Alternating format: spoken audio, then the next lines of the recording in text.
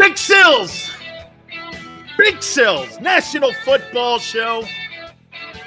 Appreciate everybody coming aboard with us here. Thank you so much for stepping in with us. Do me a favor. Please hit the like button on this football Monday. What a weekend. What an absolute weekend. Quarterbacks that had to win, won. Some question marks for sure. We'll get into Eagles and Commanders tonight. It wasn't an amazing weekend. All the big-time quarterbacks had to save their seasons. They did.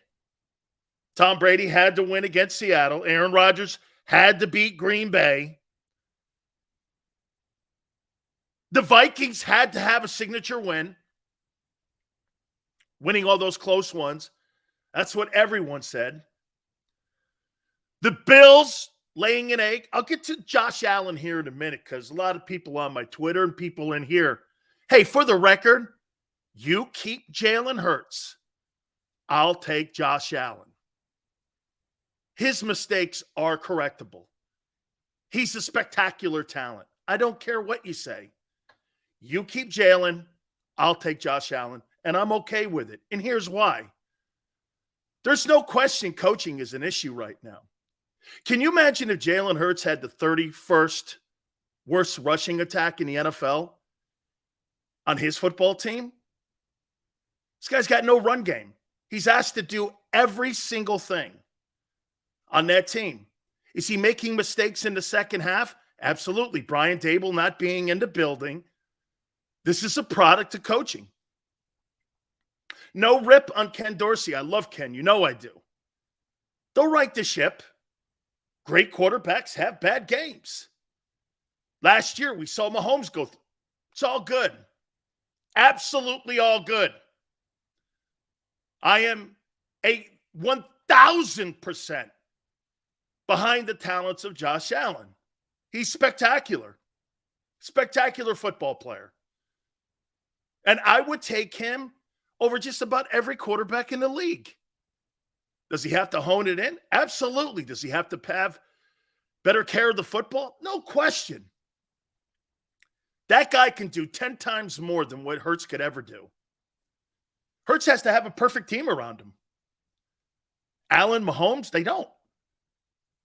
I'll get more into this here in a minute. It's coaching right now. I'm not saying Sean McDermott. Listen, they're going to right the ship. Total confidence in the football team. Total confidence in them. Jimmy Garoppolo had to win. Now, I thought Justin Herbert played as good as he could possibly play without his weapons being there. No Keenan Allen, no Mike Williams.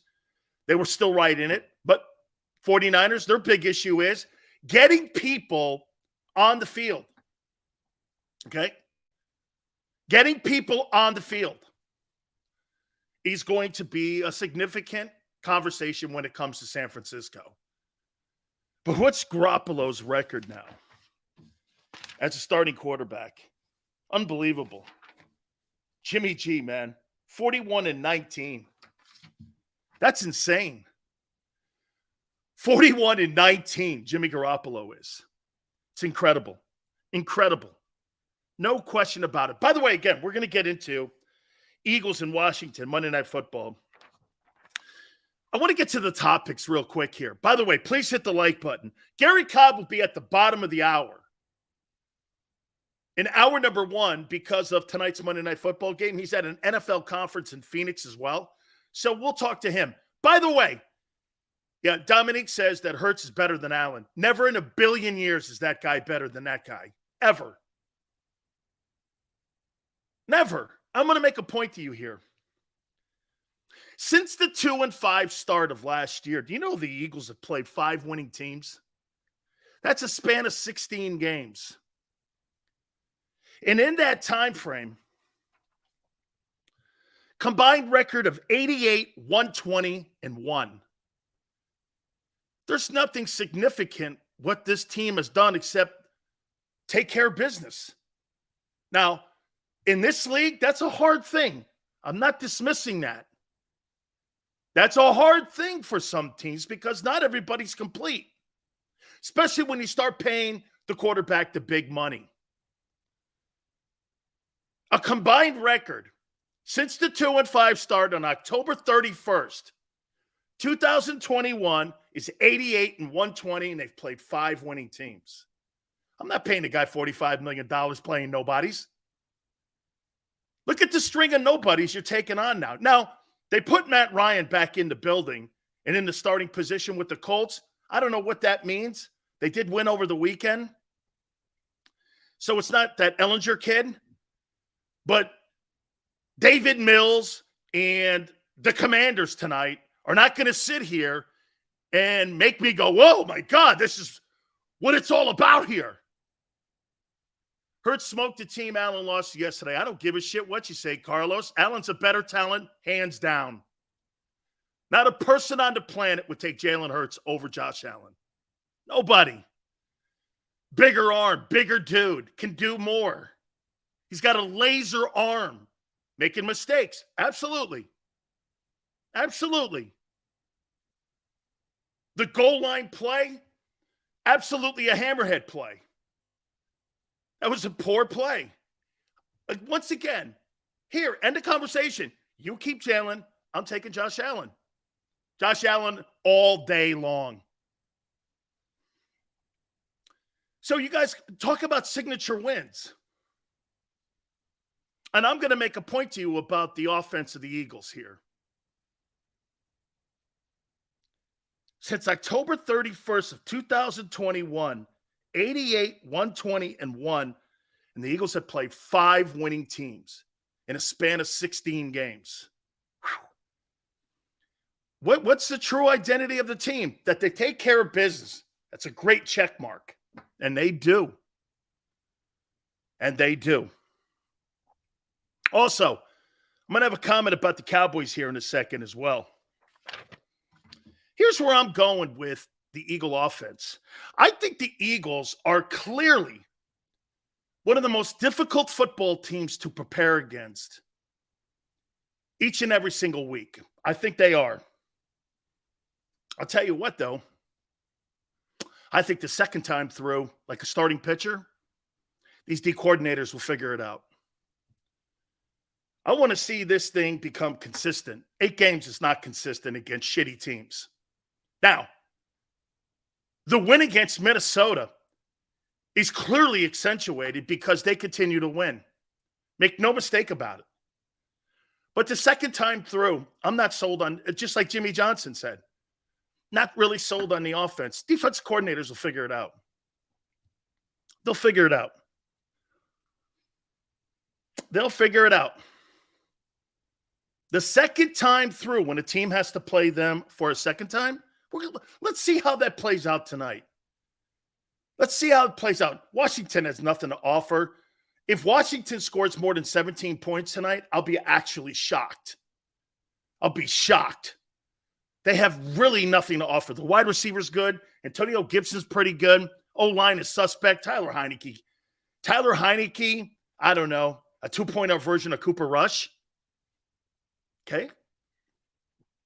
Defense is second and stopping the run. Okay. I think Jalen's going to have to throw the ball. Their secondary is not very good. So once again, like I said, I'm going to get into that game here in a second here, but you watch. My proclamation is this: the second time through, teams will figure this thing out. That's why a rush to pay him. Let's see him win something. Josh Allen lost to the Vikings. It's not a proclamation. And neither is 8-0. You've won nothing. There's nothing. You could get to the playoffs with a 10-7 record and win the Super Bowl. And you could be the Eagles and be 17-0 and get bounced. We've seen it. We've seen teams with great records bounced. We see it every year. Look at the Dodgers. Different sports, I get it. Best record in baseball, bounced. Suns, best record in the NBA, bounced. And that's harder in the NBA and baseball because you play a 7-game series. Always. Eagles would destroy the Bills. We shall see. As a matter of fact, again, 5 winning teams in the last year and a half. It's nothing to write home about. Keep winning. The second time through, though, I'm pretty confident NFL coordinators will figure this out. And if you do the drastic thing and pay your quarterback, that team will be half of what it looks like now. And he can't carry that team. You think that guy could carry a football team like Josh Allen? Never. So again, I tell you, like I said, though, with Allen, reckless, Brian Daboll not being there, in my opinion, is an issue. Brian Daboll's probably going to get the Coach of the Year award for the job he's doing with the Giants and Daniel Jones. Giants are going to move off that quarterback. They need somebody in the building to win ball games for them. Okay? Once again, you keep Jalen, I'll take Josh. No disrespect. You like apple pie, I like cherry pie. You think that guy's going to go further? I don't. My chances of winning a Super Bowl with Josh Allen, I feel pretty comfortable. And if I happen to lose a receiver or a running back or an O-lineman, he'll cover for me. We'll find out if AJ or one of those guys gets hurt. We'll see you be like last year's team. No different. He's better. But if you lose one of those guys,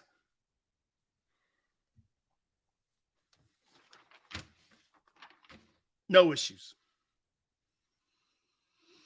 No issues.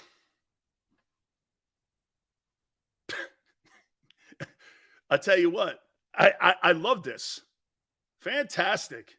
Your QB with an English 5-star. Take Josh and 10 surgeries. Okay? Jalen's won nothing. Nothing.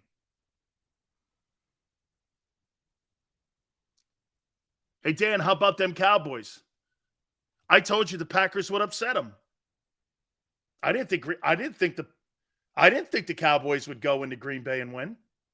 I never said that. I said it on Friday. Go back and watch it. I think Aaron Rodgers upsets the Cowboys.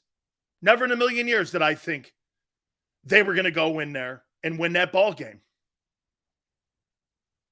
Okay? Oh, you guys. You hang with Jalen, I'll hang with Josh. I'm good with it. Josh Allen is a transcendent talent. He's a wow factor.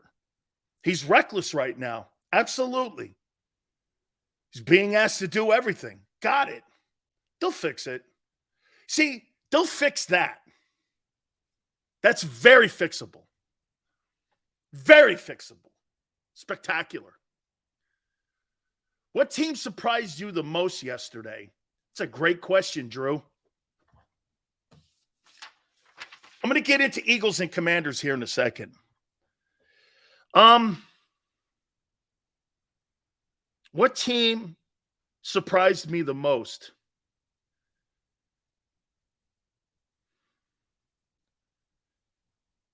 The Titans. They could be the best coach team in the league. Who do they have? Ryan Tannehill and Derrick Henry. And I believe, if I'm not mistaken, the Titans are 6-3 now. How's that possible? Hey, by the way, I thought A.J. Brown was a huge factor on that team. You know, he's got more receiving yards than the entire Titans team. Doesn't matter. They knew when they let that guy go, didn't matter. They were still going to win games. I got the playoff picture too, by the way. Didn't matter. That offense never ran through him. It runs through the guy in the backfield. You're taking enough heat, I'll just say what's up. I'm not taking any heat. Your guys are 8-0. Who gives a shit? We'll find out at week 17 and then in the playoffs. What's up? I'm not wrong on anything I've said except the 2-5 start. Nothing. Zero.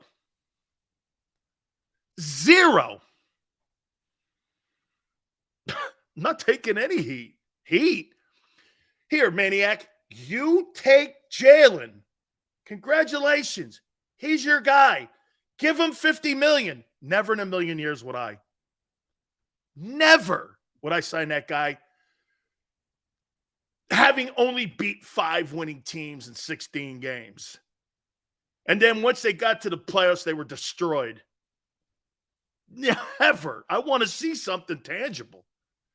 What's the most significant win he's got? Minnesota? I thought you guys told me that Kirk Cousins sucks. Haven't you been beating that mantra and that drum that Cousins is horrible? Cousins is terrible. He's nobody. Now all of a sudden he's somebody. Like you tried to make the Lions seem like somebody. Give me a break. Okay. I can't wait. Oh, my God, for the postseason. By the way, it's going to be interesting tonight. It'll be interesting tonight. I thought the Titans getting a win against the Broncos, who are just on flames right now. Russell Wilson has been the most disappointing player of the season so far. He's got to be. Okay? He's got to be. All right, let's get into tonight's game, Monday night. Eagles are second in the National Football League in points, 28.1. Washington's defense has been playing better. Washington, if you go back to that last game, forced 6 punts in the ball game. Then they had that extended drive at the end of the ball game, and they put them away.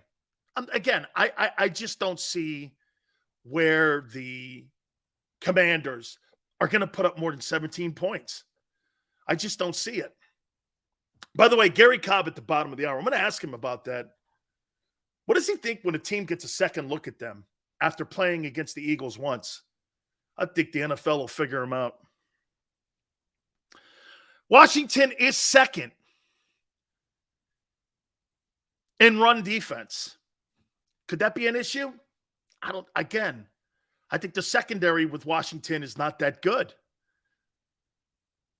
Philadelphia is just too, in my opinion, Washington just doesn't have the talent that Philadelphia has. You can line them up man for man. I mean, the defensive front is probably better. Okay, but, I mean, the secondary's not that hot. Linebacker core is not bad. It's not a bad defense. Ron's a good coordinator. I'm going to be very interested in to see how Ron defends Jalen Hurts after seeing him the first time. This will give me a better sense of what I just said about Jalen Hurts and that Eagle offense. I think a couple times through, you're going to be able to stop that offense because it's not it's not a very spread offense. One guy, 1 week, it's never two guys. It's either AJ, Goddard, then AJ. Devontae's never involved. He's never involved. I pointed it out. He's got 4 catches and like 50 yards in 2 weeks. He's got a donut this year. I mean, he's going to put up the same numbers. He's suffered, actually, because of AJ being on the team, his development. He's going to put up around the same numbers, maybe a couple more catches, maybe. But he's not a factor in that offense. He was in the Washington game the last time they played. Let's see if that repeats itself. Okay? I mean, like I told you, if you look at AJ, and I pointed this out to you on Friday, Devontae Smith has been really, for the last 3 weeks, an absolute non-factor in the offense. Devontae Smith stats. Here. Against Houston, he had 2 catches for 22 yards. Pittsburgh, he had 5 catches for 23 yards. So in the last 3 weeks, like I pointed out last time, 89 yards in 3 weeks. Jacksonville, 3 catches. Detroit, no catches.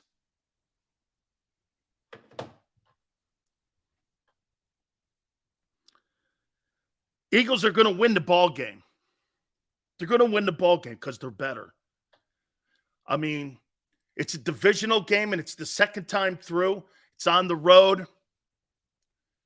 28-17, something in that room, something in that conversation. Okay? Hey, can somebody please send a link to Gary Cobb? Hey, Tone, do me a favor. Get the link to Cobb, if you can, please. Sills uses stats when it helps him, ignores them when it doesn't. No. I point out things. Devontae Smith only got 3 catches. Has 3 catches less than A.J. Brown. I just pointed something out to you the last 3 weeks, and you didn't want to hear it. That's all right. So they win the ball game. Okay? They win the ball game. I don't really think it's going to be close here. Yeah, let me thank you so much, Tone. Wasn't you. That's my boy Xander, because Xander's got the pregame. Don't forget to watch the pregame and postgame show tonight here on JAKIB Sports. I can't wait to see. Let me throw this at you too. 3 games in 29 days. You think that's a factor? Probably not. Probably not. Because the team needed to get a little bit more healthy. It probably helps Jordan Mailata out a little bit more, trying to get that shoulder healthy. I think these guys, again, I don't think they've lost focus in any way. Now, look, some people would look at the Houston game and go like this. Well, what about the Houston game? So how many turnovers Josh Allen got? Once again, sports, you keep your boy. I'm taking Josh. I'm good with it. I'm going to win a shitload of football games with that kid. I'm all right with it. You can have him. I would never have that guy as my starting quarterback on my football team, and nor would I ever build my football team around that style and Jalen Hurts. Ever would I do that. He's a great kid, great guy, wonderful, perfect. He personifies what a franchise face looks like. I wouldn't have Dak as my face either. I wouldn't have Kyler Murray either. It feels more like winning than stats for us. Okay? I wouldn't have Kyler Murray either. I may want Lamar because he's a better passer than Jalen. Led the NFL in touchdown passes, something Jalen will never do.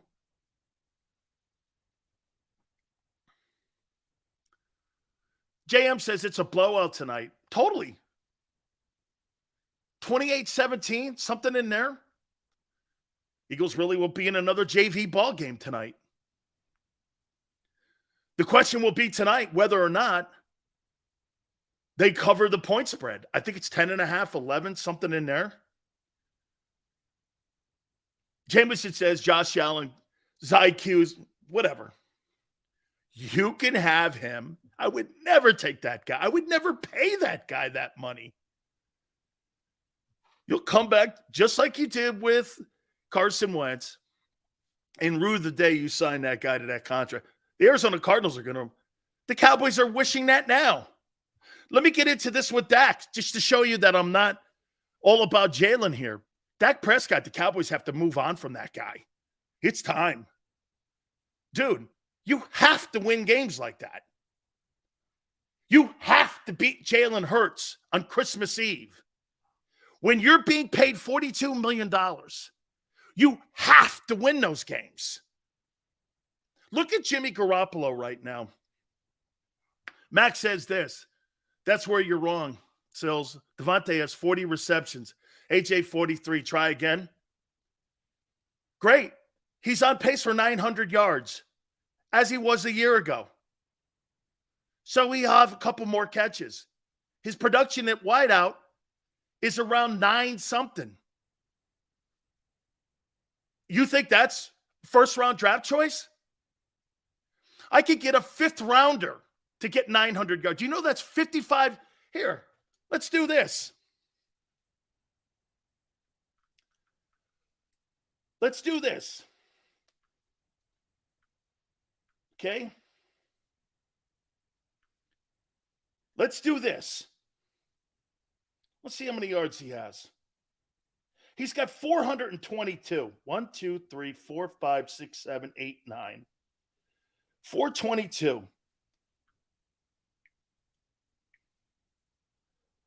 442 divided by 7. I think they've played 8. That's right. Excuse me. 442 divided by 8. He's averaging 55 yards a game. Last year, it was 53. So let's bring in my friend Gary Cobb from Fox 29. He's at the NFL conference in Phoenix. And tonight, obviously, Monday Night Football, Washington versus the Philadelphia Eagles. Will be very interesting to see the second time through. I'm going to get to that here in a minute. Gary, what's the NFL conference? NFL conference is, you got all these guys who, you used to play in the NFL. Some of them are still holding hope that they're going to get a call. And we start talking to them about, putting their lives together, meaning that at some point they're going to have to say goodbye to their football career, and then they got to move on with their lives. So we help them get jobs. We help them go back to school if they need to. But we talk to them about, they have to get sober. And, I went through it. You went through it. Where at a certain point you have to say, hey, man, I love playing, man. I wish I could keep on playing, but maybe that's not in the future. And what you've got to do is, you've got responsibilities and things. So you have to go ahead and move on. And we help them in that. And sometimes some guys, some tears are shed when they got to say goodbye. But we help them in their transition out of the NFL into their future lives. That's outstanding. I'll tell you, Gary, the transition from college football to the NFL was a tough one. Yeah. But the transition from the NFL and pro football to civilian life, I will never compare it to the military or anything. But when you're around the fellas like that and you're around doing things like that, when you play any significant period of time like you did, I mean, I played 7 years in 4 different leagues and such. I couldn't put it down. But looking in the mirror and saying this, Gary, damn, it's over, man. I was 35 years old, 34 years old. I went like this, Gary. Shit, I can't believe it. It was the toughest divorce of my life. That's right. That's right. I went through it too. And, it's the kind of thing where you got to admit, hey, you got to move on. And because, you spend all this time building up to it. And then to get there, it goes by so fast. It goes by so fast. And, some of the guys, you're amazed to see when you look a guy in the eye and say, hey, man, you know what? You can make it through there. And we do. We end up, working with the military, and helping them because there are similarities. So, we end up doing some joint things with them. And it's really gratifying, because, we can help them because a lot of the players are, superstars who the guys look up to, and to see them in a vulnerable moment where they got, man, I got to admit it's over, and we all have to do that. And, those guys in the military, they have to change and see what ends up happening that's similar is you really are looked on as a new person because you have a personality. There's a certain image in everything you have when you're playing, and you got this personality, this person, your name and all that. And you got to go ahead and put that down, and then you got to move on and start all over at something else. See, that's what it is. You end up having to start all over at something else. So that means, there's a humbling and things, but it's great to have the guys kind of do it along. You need one of your buddies that you can do it with, and they can encourage you, and you can encourage them when you're going through those tough times, Yeah. Gary, let's transition into tonight's game here. 3 games in the last 29 days. You think that's anything for this team because they've been so laser focused? Is it good or bad, or is it a non-starter when it comes to anything with them? Well, it could be good or bad. because it definitely can get you out of your rhythm. You know I went through that where you don't play, you're sitting around all the time, and you're not getting a chance to get in there because, playing every week, you're into that rhythm. You show up, you're ready to play, all that. But you can use that as an excuse. I mean, but, nobody wants to hear excuses. But you can either make it a good thing or a bad thing. Now, the thing is, you do wind up with fresh legs. Yeah. So you got fresh legs, but at the same time, you haven't been in the rhythm of playing because, both of us, we couldn't explain to somebody what it is like to be out there in a game and having things happening like this and that. You got this trap block coming, you got the stuff is happening at breakneck speed, and you got to be able to rack. And when you get in the flow, man, there's nothing like when you're in the flow. You go, no, I see that. I see this. I know what they get ready to do. Then you jump, I jump a route, pick the ball off, or, different things like that. And you know how when you get in there and you're in that flow. Well, when you don't play that often, you get out of the flow. And then you're out there and you're thinking like, regular person thinks. And that's not the way you play. You play so instinctively. You just get to a feel of the game, and you get a feel of what the team is trying to do and what's the next play and everything and all that. So could be a good thing or a bad thing. But of course, the Eagles have made everything. They have taken on every challenge. They have met it. And this is another challenge. No doubt about it. Now, I want to emphasize this thing here. You're the last undefeated team.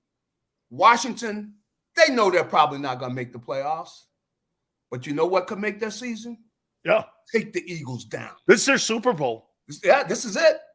And you got all those guys over there, and, they would like nothing better than to mess up the Eagles in front of a national television audience. They say, we didn't have a good year, but oh man, you remember that Monday night against the Eagles?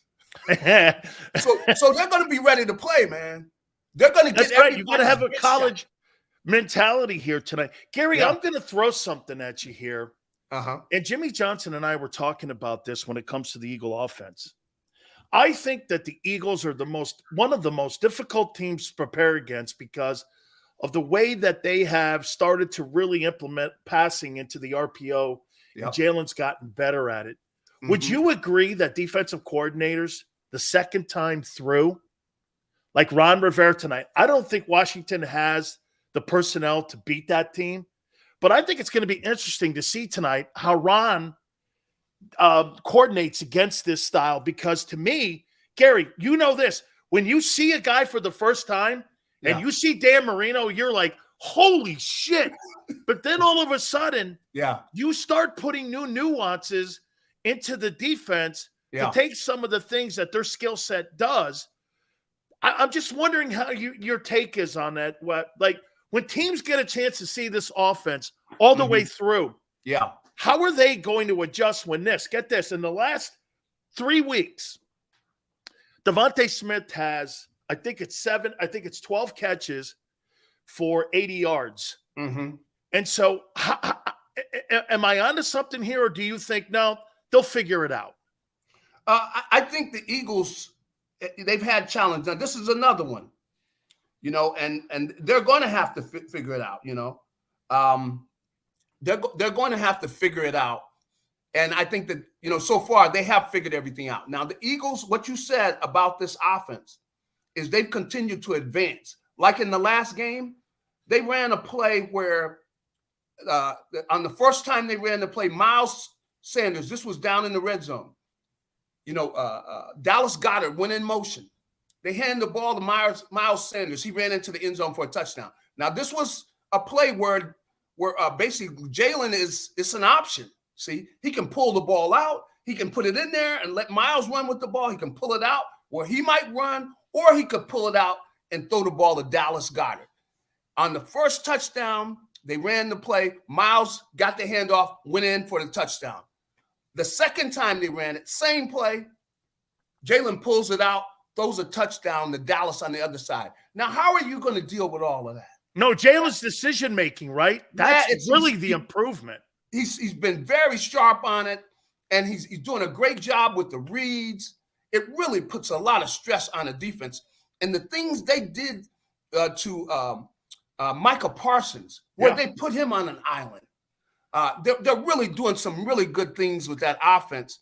And then they can always still go back and put that fist in there and pound that ball on you.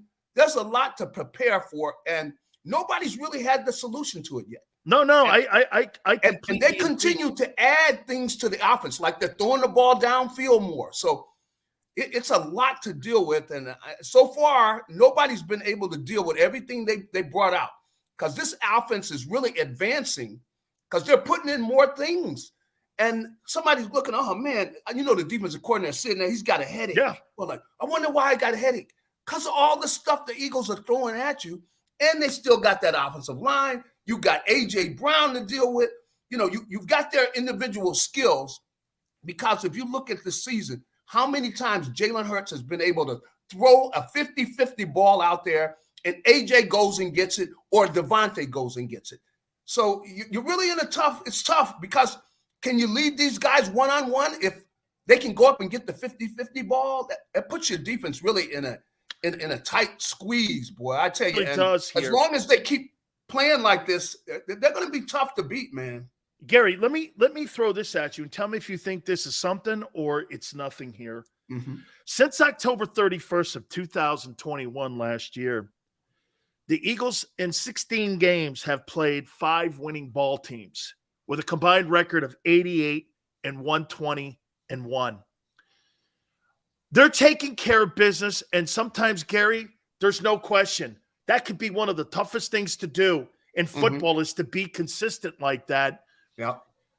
Is some of this fool's gold? Is there something still that we have to see? Because, Gary, they really haven't played anybody since the 2-5 start outside of Brady whacking them in the postseason. I mean, tell me how I'm supposed to.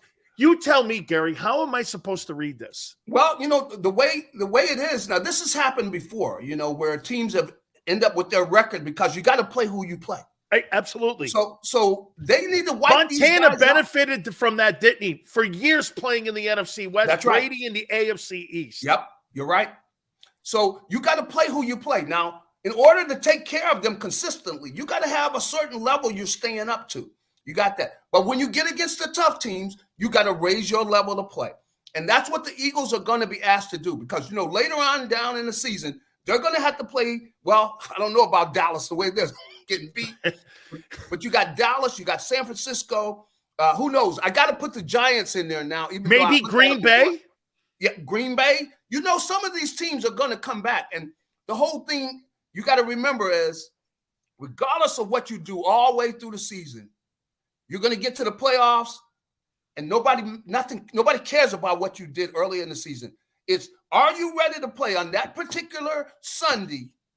Are you better than the other team? You got to go out on the field and prove it. And I don't care what their record is. If you're playing them in the playoffs, you have got to be the best team that day. So the Eagles have to focus on getting better and being that best team, regardless of whether they're playing, teams that aren't that good. They got to beat those teams, but they got to be taking their game to another level. And it's really going to be challenging. And I'll tell you, Dan, this unbeaten thing, it's a blessing and a curse. Yeah. Because when you're that unbeaten team, you got all the pressure on you. You remember the Patriots and against the Giants and coming in there, with 18-0 or whatever. They had beaten them in the final regular season too. What would make you think you had to go in there thinking you were confident you were going to beat them again? But the pressure's on the unbeaten team. You got that pressure on them. And so as the season goes along, if the Eagles continue to win, that pressure is going to mount. And as I said earlier, Commanders say, you know what? We are probably not going to make the playoffs, but we can make our season tonight against the Eagles. And they're going to get their best effort. No, they're going to get Gary. 2 quick last questions. Is Mahomes the only quarterback playing better than Jalen Hurts right now in the NFL? I would have to say yes. He's the only one. He's the only one, because Jalen has been consistent. He's been able to take care of the ball. And, if you want to win, you take care of the ball. You put the ball in the end zone. And he's been creative. He's used his legs when he needed to. And right now, other than Mahomes, he's the most valuable player in the NFL. Finally here. Here's the one guy I don't want to see. I don't want to see Tom Brady. Yeah, that's Hey, okay, because the playoffs, if they were to start now, the Buccaneers, the Bucs would get the Giants. They're beating that team. Yeah. Then get this. The Bucs would play Bucs would pay the Eagles. You're right. You know what? I was thinking about teams, but I saw the game, the way they're playing now. You see, they're starting to step up their game. Yeah, I mean, they're a team that's going to have to be dealt with. No doubt about it. They're going to get their pieces back. Yeah. They're going to get their pieces back here. I'll tell you what. So tonight, I mean, look, the talent level with Washington is not where the talent level is with Philly. Yeah. They just got to be consistent tonight. I think we're all looking for a win tonight, right, Gary? Closing. Yeah, we're all looking for a win, but Heineke has those guys play hard for Heineke. So I think it's going to be a battle. It's not going to be a cakewalk, but they got to come out there, jump on these guys, and really try to get the thing over where you get that lead on them. Because if Washington's got to play from behind, they're really not equipped to do that because Heineke doesn't have a strong arm, and I think he'll end up throwing some interceptions, and the Eagles will be able to put that thing away. But they got to come out ready to play because Washington's going to show up ready to play. Just to make their season. Yeah, absolutely. Gary, have a great conference, man. I appreciate you doing this. Should be a great game tonight. Thank you for what you're doing for those players too, man. It's really important for those guys as they make that transition. Thank you so much, my friend. All right, buddy. Have a good one. You got it. That is Gary Cobb from Fox 29 in Philadelphia. He's there in Phoenix helping out a lot of football players making that transition into life. I will say this to you, Tom Brady. Whoa, no, not Brady. Brady in the opening. Oh, my God. Tom Brady?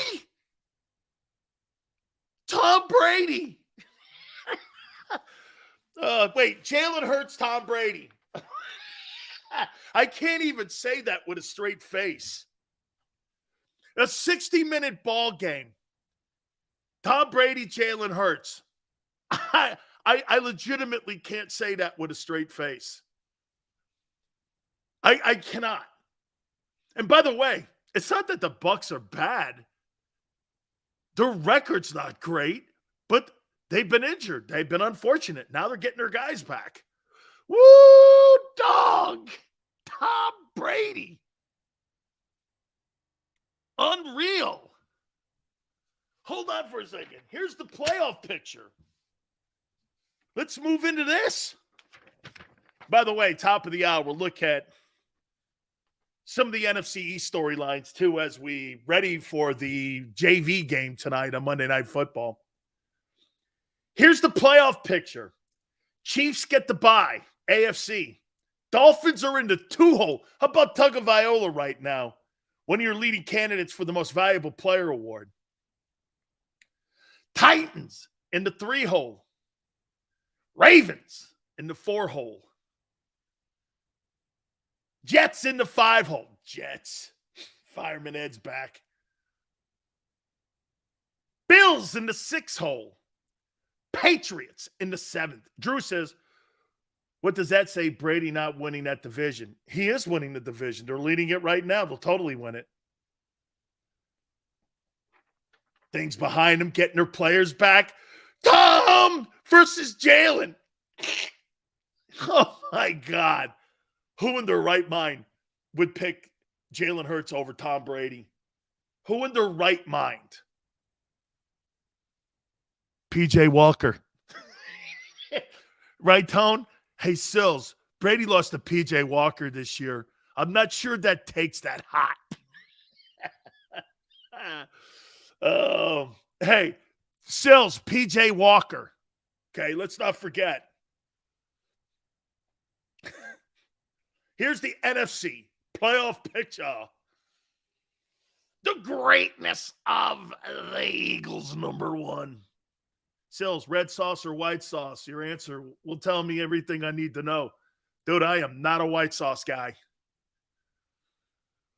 Dank, wouldn't your point about playing a team the second time apply to Jalen versus the Bucs? No. Brady? Easiest division in the league.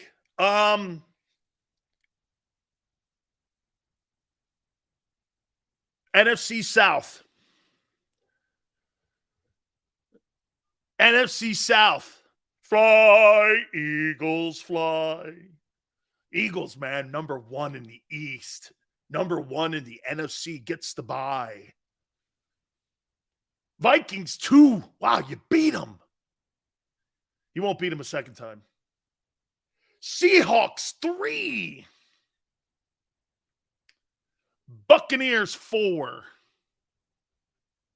Gigantes, 5. You mean the Jets and the Giants could actually make the playoffs? No way. Cowboys in the 6 hole. 49ers in the 7 hole. Here's how the games would play. AFC. Chiefs get the bye. Dolphins, Patriots. Titans, Bills. Ravens, Jets. Games in the NFC would be Vikings, 49ers. Seahawks, Cowboys. Buccaneers, Giants. Bucks would go on. And then the next opponent would be the Eagles.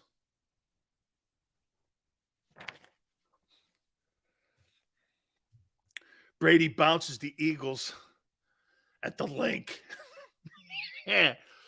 Oh, man.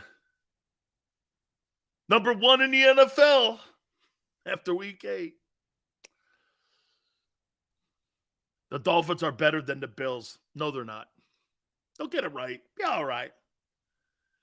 Get you guys out of here. Don't get you guys. Hey, I will say this about the Cowboys, though. As I predicted on Friday, Aaron Rodgers was not going to let that football team go into Lambeau and win. They ran the ball. How about the Cowboys?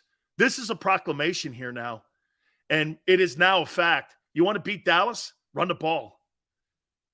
Bears ran for 200-plus yards the week previous, and the Packers just ran for 200 yards on them again. The remedy, this is what I'm talking about when it comes to figuring teams out. Teams have figured the Cowboy defense out. They rush the passer well. They're really great pass rushers. They can't stop the run. You can't stop the run. You can't play defense. Okay? Look at Sports. Look at his face. He's mad enough to fight right now. You have me mistaken, dude. There's nothing you say to me that makes me upset like that. I don't give a shit. What would be your top 10 offenses in the NFL and why? Drew, I'll get to that. It's a good question. Dan, would rather have a turnover machine with you take your boy, and I'll take the more talented quarterback in Buffalo. Guy, I don't know why you're upset with that. You want Jalen. I do. I want Tyrod Taylor 2.0. I want Josh Allen. I'll take Josh. You take Tyrod Taylor 2.0.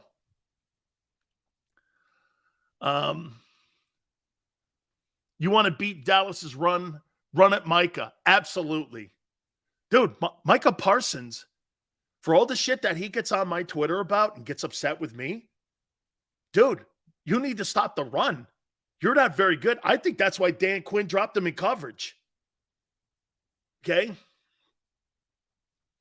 Tyrod couldn't hold Hurts' jockstrap. Okay. You want to beat Dallas? Just show up to the game. Yeah.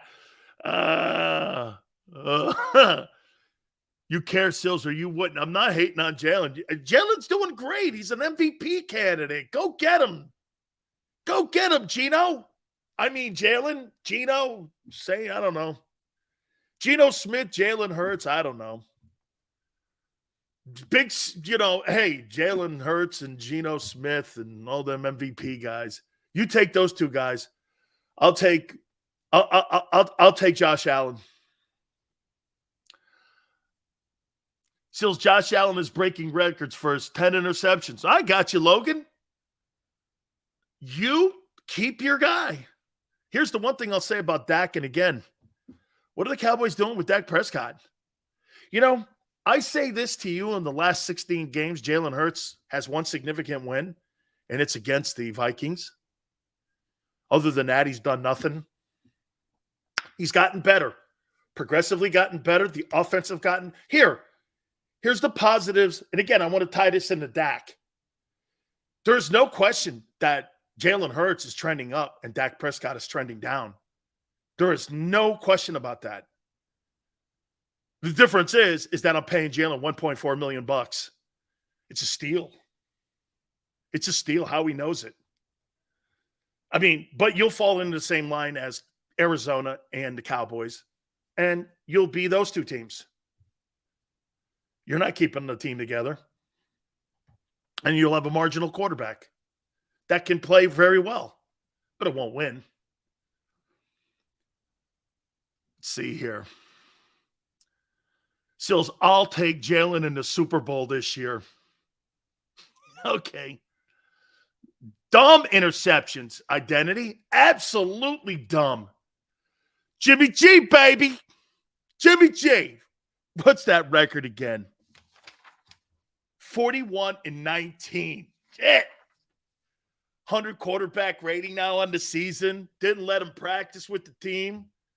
Here's something that you'll need to know. Thank God Trey Lance got hurt. Okay? Or it'd be a training wheels year for that 49er team. And they would be completely underwater. Okay? People won't say it. And by the way, nobody's wishing injury. Nobody's glad he's hurt. But the organization behind the scenes is probably going, shit, we can't move off this guy. So what if Garoppolo gets to the Super Bowl and freaking wins it? You're going to let him walk out the building for Trey nobody? One play Trey? Pfft, give me a break. Go get him, Jimmy. Jimmy was awesome last night too, baby. Go get him, Jimmy. Go get him, baby. Love me some Jimmy Garoppolo. He was spectacular. Let's see here. Allen's body. Let's see. Jimmy to the Pats? Nah. Jimmy to the Giants. That makes more sense. Garoppolo to the Giants, the Gigantes.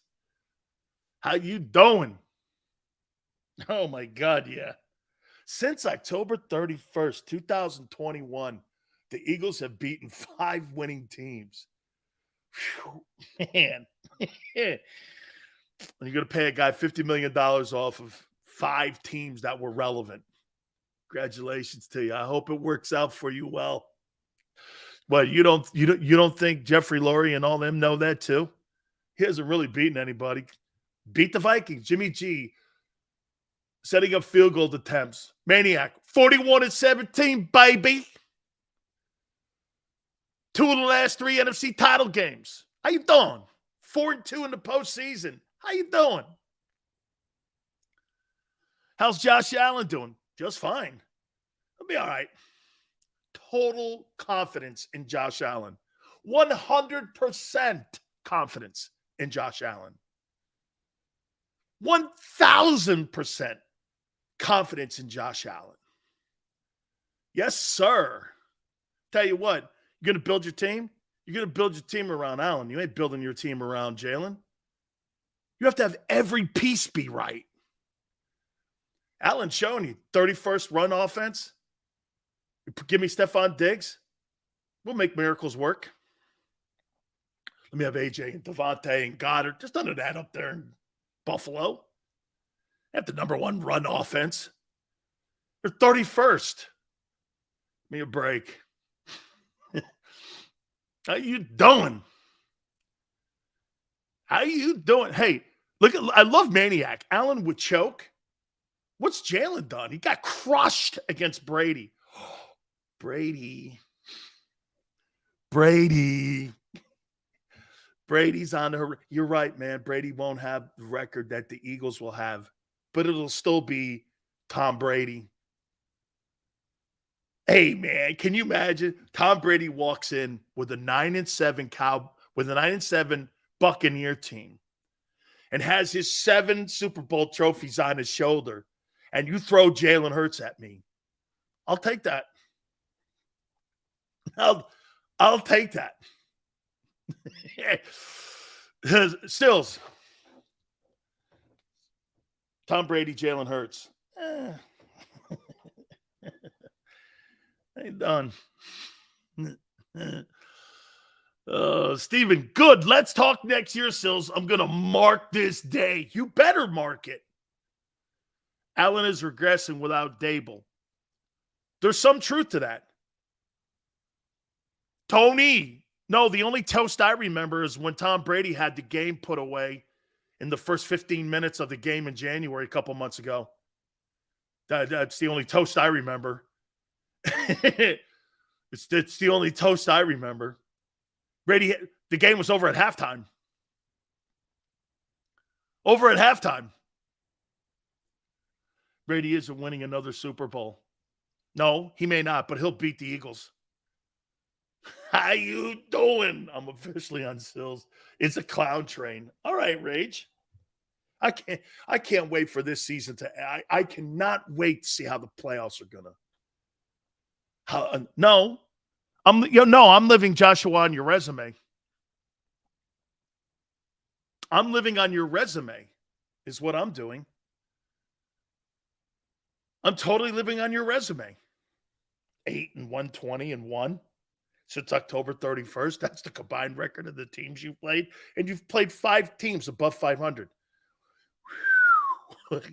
Hey. Yeah. Okay. Well, that's how you're going to get paid, Jay. You're going to get paid on what you've accomplished. That's how quarterbacks today get paid. We don't make the schedule. I didn't say you did. I wouldn't go rooting about anything right now until you've won something. That's all I'm saying. The Bucs have won something. The Bucs with Brady have won something. What have you won? Garoppolo and them have actually won something. They won an NFC championship with him. Jalen's better than Jimmy G. Not by the resume, he's not. Oh, he's 8-0. Jalen Hurts prove you wrong again. He's not proven me wrong except for the start to the season. Allen going to have neck surgery named after him. Maniac, you may be correct. You may be correct. Dude, that guy, man. And by the way, hey, son, this is to Josh Allen. Maybe what you should do is have Derek Jeter come up and help you learn how to slide. That might help you, goofball. Dude, has a guy ever, taken a slide lesson? He don't get it, man. This guy's going to get decapitated out there. Bro, honest to God, man. Get Jimmy Rollins up there or Derek Jeter. Teach you how to slide. This guy's sliding this guy runs and he runs a great 40. He's like a 4.6. I mean, when he goes to slide, this guy looks as unathletic as Brady. Steven, 9-0. Yeah, you got another JV game tonight. Let's see. Texans and Commandos. The Washington Snyders tonight. That's their new name. I forgot. The Washington Snyders. Says, why does Josh Allen keep doing stupid shit? Bad coaching.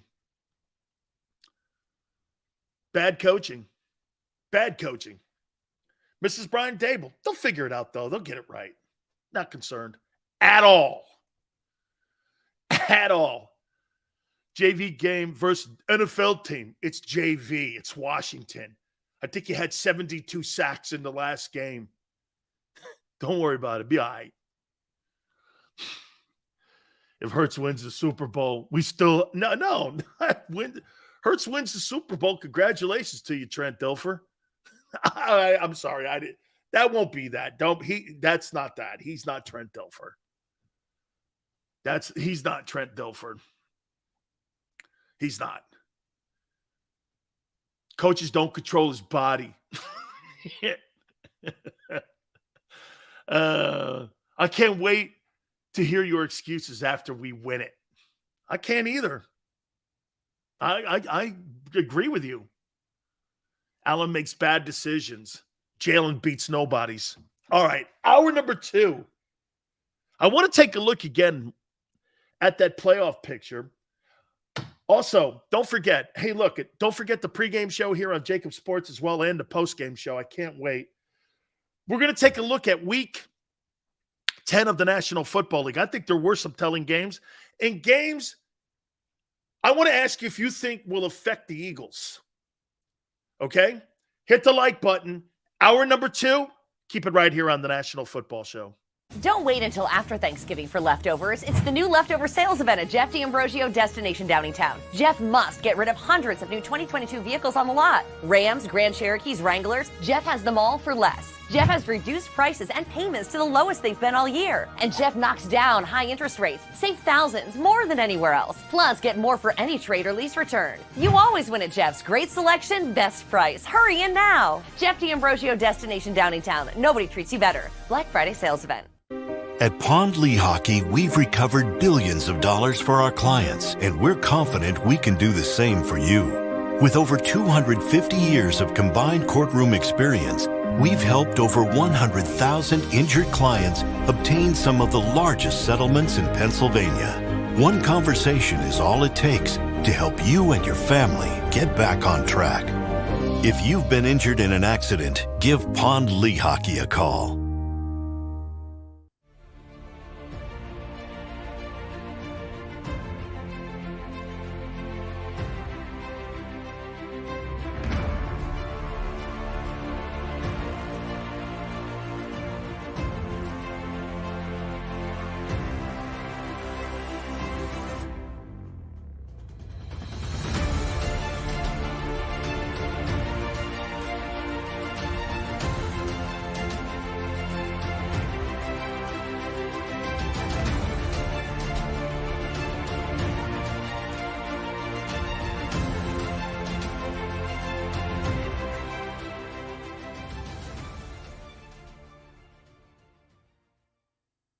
Go for the beers, go for the cheers, go for the hit and the hits, go for the scene, go for the screens, go for the gallery, go for the win, go to Ocean.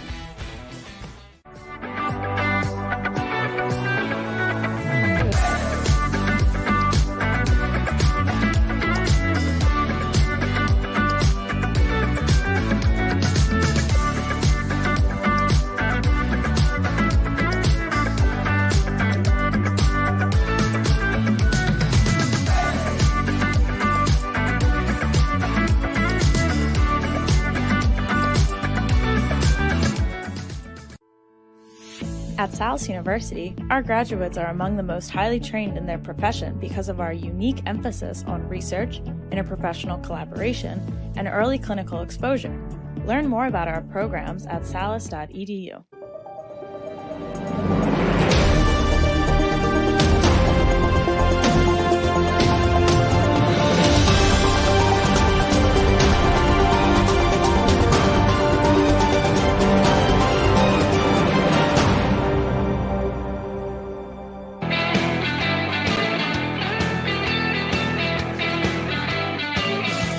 Interesting bit of news I just got. Big Sil's National Football Show. Please hit the like button. OBJ will be working out for the Tampa Bay Buccaneers in the next week. Well, wait a minute. Godwin, Evans, OBJ, Tom Brady. Huh. On grass in Tampa. Okay. Wow. The Buccaneers may get OBJ. How you doing? So wait a minute. Let me get this right here. OBJ is going to be working out with the Buccaneers. Togo sounds like an episode of ER. I love it. Dude, the Bucks have been mash all year long. Mike Evans, OBJ, Chris Godwin.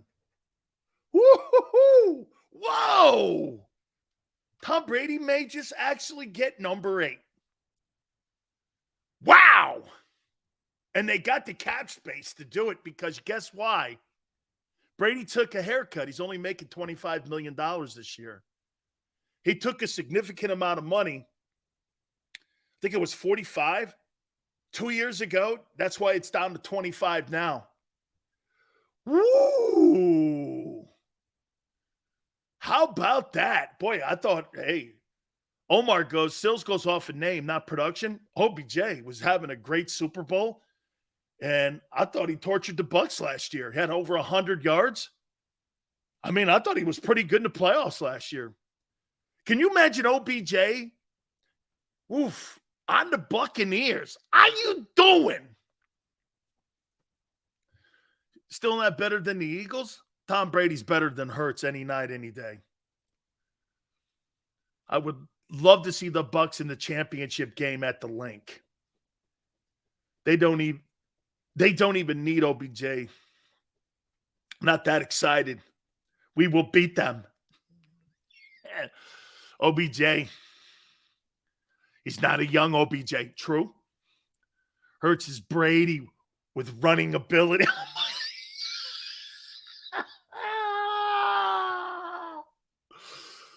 Lucia's saying that Hurts is Brady with running ability.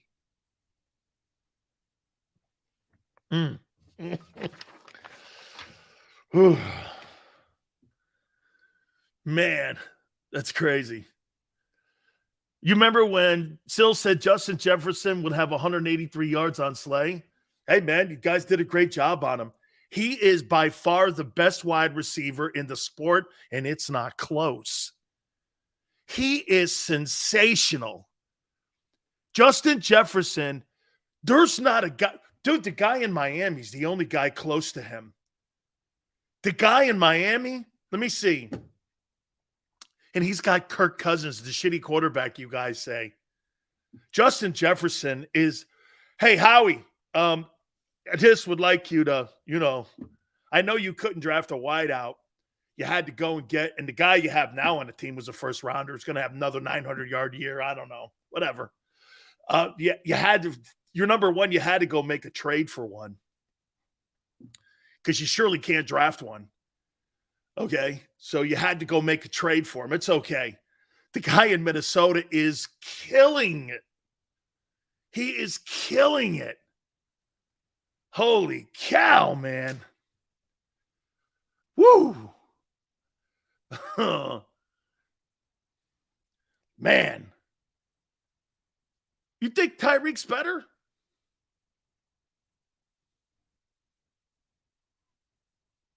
You think Tyreek's better if you had to pick a wideout? No way, man. Jefferson. Every time they throw it to him, he catches it. Jump balls. Dude, he's got A.J. Brown and Tyreek in him. He's like a combo of the two. He's like A.J. Jump balls. They threw it inside a double coverage. You hear what Kirk Cousins said? Kirk Cousins went like this. Hey, I'm just throwing it up. I think you can come down with it. the pass down there to the end zone late in the game, he goes, I'm just going to throw it up. I think you're going to get it. He goes, you throw it, I'll catch it. I thought I was watching North Dallas 40. You throw it, brother, I'll catch it. Holy cow, man. He is something else. Justin Jefferson, man, he is a freak show. GT, did Slay shut him down? Yeah, you're right. Justin Jefferson sucks. Oh, man, JJ is the best. I'm kidding yourself, people. Dude, hey, I'll tell you what. Here's something though for Darius Slay, just so you guys know. GT, Darius Slay, the job that he did on Justin Jefferson, it's the only game that he really got stuffed in. Probably made him all pro. Because to Darius Slay's credit, nobody's done that. And hey, Darius is going to make the All-Pro team because of that, shutting him down. And the great year he's having. He's having a great year, and he did that. Okay? Absolutely. Hey, Dupree, watch this. The first thing I thought when he was destroying the Bills in Orchard Park was this. Slay's got to be one of the starting corner DBs, man, because nobody has stopped that guy. I mean, his last 3-4 weeks, man, he's been over like 150 yards. He's been crushing teams. He is a special football player. Special. And Slay, I said it last week, Sean, Slay has to, hey, if that doesn't put Slay in the conversation for Defensive Player of the Year also, especially after what Parsons did this last game against Green Bay, where he shit the bed, how's Darius Slay not in the conversation now for Defensive Player of the Year? I love my quarterback, but you're right, Sills. Jalen win nothing. Listen, podcast, Jalen's going to win a lot of games. He's going to win a lot of games. Okay? He is. He's going to. Okay? Dupree, Darius Slay has – I don't know how you don't have him in the top 3 right now when we're talking about players of the year. Stephon Gilmore won it a few years back as a DB with the Patriots. He can win it too. Micah Parsons was a non-factor in that Packer game. 0. They ran at him, no pressures, no hits on the quarterback. He was terrible. I heard Shannon Sharp go like this. You know, LT played bad. I was like this. Like when? I don't ever Lawrence Taylor playing bad. Slay is entering the last year of his contract in 2023 and showing no signs of slowing down. You think Howie extends him? He's 31. Here, he's 31 now. He'll be 32. Right? At the end of the 23 season. He lines up against the number 1 guy every time. Tone, that's a good question. What's the franchise tag? Tone, can you check for me? What's the franchise tag? Is that usually the market price for what a lockdown corner is? He'll be 32 January 1st, 2023. God, we're almost born on the same day. I'm born on the 3rd.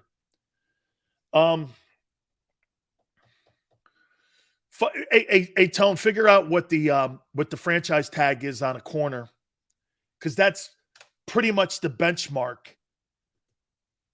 17.28. Wow. For a 32-year-old corner. He's not Darrelle Revis.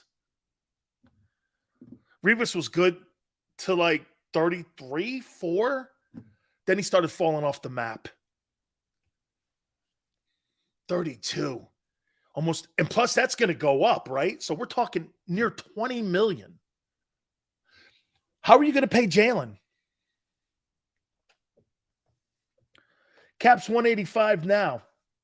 Next year, after that, probably 220. If you want to pay your quarterback 50, your receiver 25, now you want to pay a corner 20. That's $100 million. Just in 3 players. Slay is due to get $17 million, and that's because it's market value, with a $21.6 million dead cap hit. That's why it's 17. That's right. Sounds right. Man, I'd have a tough time paying Darius Slay $18, $20 million at the age of 32. Can you name me a 32? He's not a Hall of Fame corner. So don't put him in Dion's category or Rod Woodson or any of them dudes. He's not. Okay? I mean, hey, you know what though, Tone? How about this? How about moving Slay to safety? You see a lot of that move nowadays. How about moving him into safety? I think he's good enough he could play it. How about moving Slay over into a safety position? They did it to Ronnie Lott. They did it to Rod Woodson. He makes hits. Okay? No. I'm not talking now. I'm talking to keep him on the team and keep that secondary intact. Okay? No. I'm not saying today. Maybe even next year, but you extend him with the understanding they're going to move him to safety, like they did Rod, like they did Ronnie Lott. What you don't want to do is you don't want to lose good football players because of age like that. I think he could play a safety position. Not a good enough tackler? Isn't a tackler? That would probably factor in. Okay? They did that with Malcolm Jenkins, didn't they? Yeah, but Jenkins was a hitter, man. I don't really think Slay is a hitter like that. Ronnie Lott's built different, Dami. You're right, man. Ronnie was a huge corner. He was a huge corner. And he started getting beat like in his 5th year. And then they ended up moving him over to safety and then turned out to be a Hall of Fame safety. He's an outstanding football player, though. But, Tone, watch this. I'm not keeping Slay at 33 at $18, $20 million at 33 years of age. 32. Not doing it. So he's going to be 32 at the top of the – hey, at the top of the year, he's 32. I'm going to let him play his contract out. Breaking, Avonte Maddox on IR. Cornerback Mario Goodrich has been activated. Maddox is out for this game tonight. He's a good player. Philly discount, baby. What Philly discount? When you start winning, you want to get paid. I agree, Sills. If a player can play corner all pro, he can be a great safety. I don't like losing players. I don't like losing players to that. I'd find a spot for you. I'd move him. Every time I see a corner get knocked off a team, and if he can tackle and he has a great sense of the football, I don't know why more teams don't slide him over like Malcolm Jenkins or Lott or Woodson and them dudes and move him over to safety. Playing cornerback. Hey, would we agree? Playing cornerback is probably the hardest position on the football field to play. It's the hardest. So if I put that guy at safety, come on, man. It's the hardest position to play. You got to run backwards against guys like Justin Jefferson, A.J. Brown, Deebo Samuel. It's the toughest. You've got to have tremendous speed, strength, awareness when you go up for jump balls. I'm telling you, man, that cornerback position, cornerback, left tackle, that's a pretty demanding spot. But cornerback's the toughest position to play, in my opinion. You got man on man. I mean, the whole thing, man, just difficult. Most corners do very little backpedaling in the league. Okay, you're right. Got a guy running at you, and you're running with him, and you've got to turn back around in the middle of flight when he's got the advantage on you. He's running down the field. He has no ability.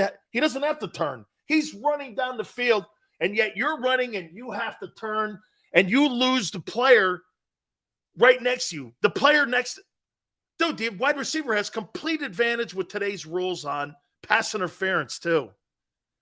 Dude, if I have a guy like Justin Jefferson, I'm throwing it up every time because I'm going to get PI. I'm going to get pass interference calls. Open your hips and run. Thanks, Coach. All right. Let's get into a little bit of what happened. Hey, by the way, how about Tagovailoa? Better passer than Jalen, too. Jalen, as I said, though, is more complete. Jalen's a more complete player than Tagovailoa, but Tagovailoa is a better passer. He's starting to prove it, man. I'm telling you. Good for him, man. I hope he just stays healthy. I hope he stays healthy. He's on pace for 35 touchdown passes. I think Jalen's on pace for like 17 or 6. Hey, Sills, don't get the Eagle fans mad at my Tua. Dude, your Tua, health is the issue here. Health is the issue. Okay? Jalen is doing great. Jalen is doing great. But I now see why Nick Saban benched him for Tua. Pretty easy to see, isn't it? Derek Carr, I think, still has a market. Still, Smitty's having a huge game tonight. His last game against the Commandos, he really did have a great game, but his last 3 weeks, 12 catches, 89 yards combined. Here we go. Munich game. Bucks, Seahawks. The legend returns. Brady. As of today, if they beat the Gigantes in the playoffs, that would be the Eagles' opening playoff game. Tom Brady at Lincoln Financial. And there's now conversation that OBJ is going to work out for the Buccaneers. He wants to play with Tom Brady. Oh, my God. Oh. Yeah. Tom Brady versus Jalen Hurts. I don't know. Vikings beat the Bills. Overtime, 33-30 at Orchard Park. Kirk Cousins, 30 of 50, 357 yards passing, 1 touchdown. Justin Jefferson, 16 targets, 10 catches, 193. Good grief. That guy's a machine. A la machine. Lions beat the Bears 31-30. Jared Goff, 19 of 26, 236. I will admit, Justin Fields is playing better. You know why? They finally decided how to coach him. They're coaching him like Jalen Hurts. You're not going to be a drop-back guy like that every game. You're going to have to use your wheels, kid. And he is. Bears are figuring it out with him. About time somebody did. If you think you're going to drop him back with that shitty O-line and pass pro, they're better run blockers. They're proving it. They're figuring it out. Let's see if they could continue his growth. Titans, one of the best coach teams in the NFL. One of the best organizations in the NFL. Peterson, the GM. Mike Vrabel, the reigning coach of the year. Dude, A.J. Brown's going to be a major factor on that team and why they don't have a passing game. Shit, he had 900 yards last year. It wasn't like he had 1,500 yards. Nobody had 1,000 yards on that team last year anyway. He had 900 yards last year. 65 catches. Shows he missed 5 games. Not like they needed him. They had the number 1 seed. They didn't need A.J. Brown. A.J. Brown missed like 5 games at the end of the year, and they still were the number 1 seed. They didn't need that guy. He was hurt. Exactly. They didn't need him. 17-10, Titans 6-3, and they're currently in the 3 hole. Wouldn't shock me if they get to the 2 spot. Good. They're such a well-coached team. Okay?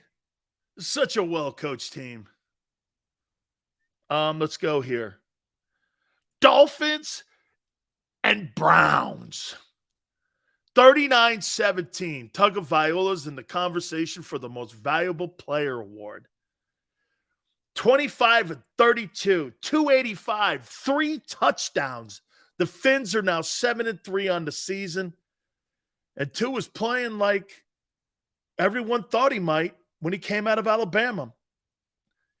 Again, it's never been a talent thing for me with him. It's always been an endurance thing with him. AJ was known to miss 4 games with the Titans. No, he missed about 4 games. I don't know. Dude, he didn't have eye-popping stats. Here, I'll tell you his stats exactly.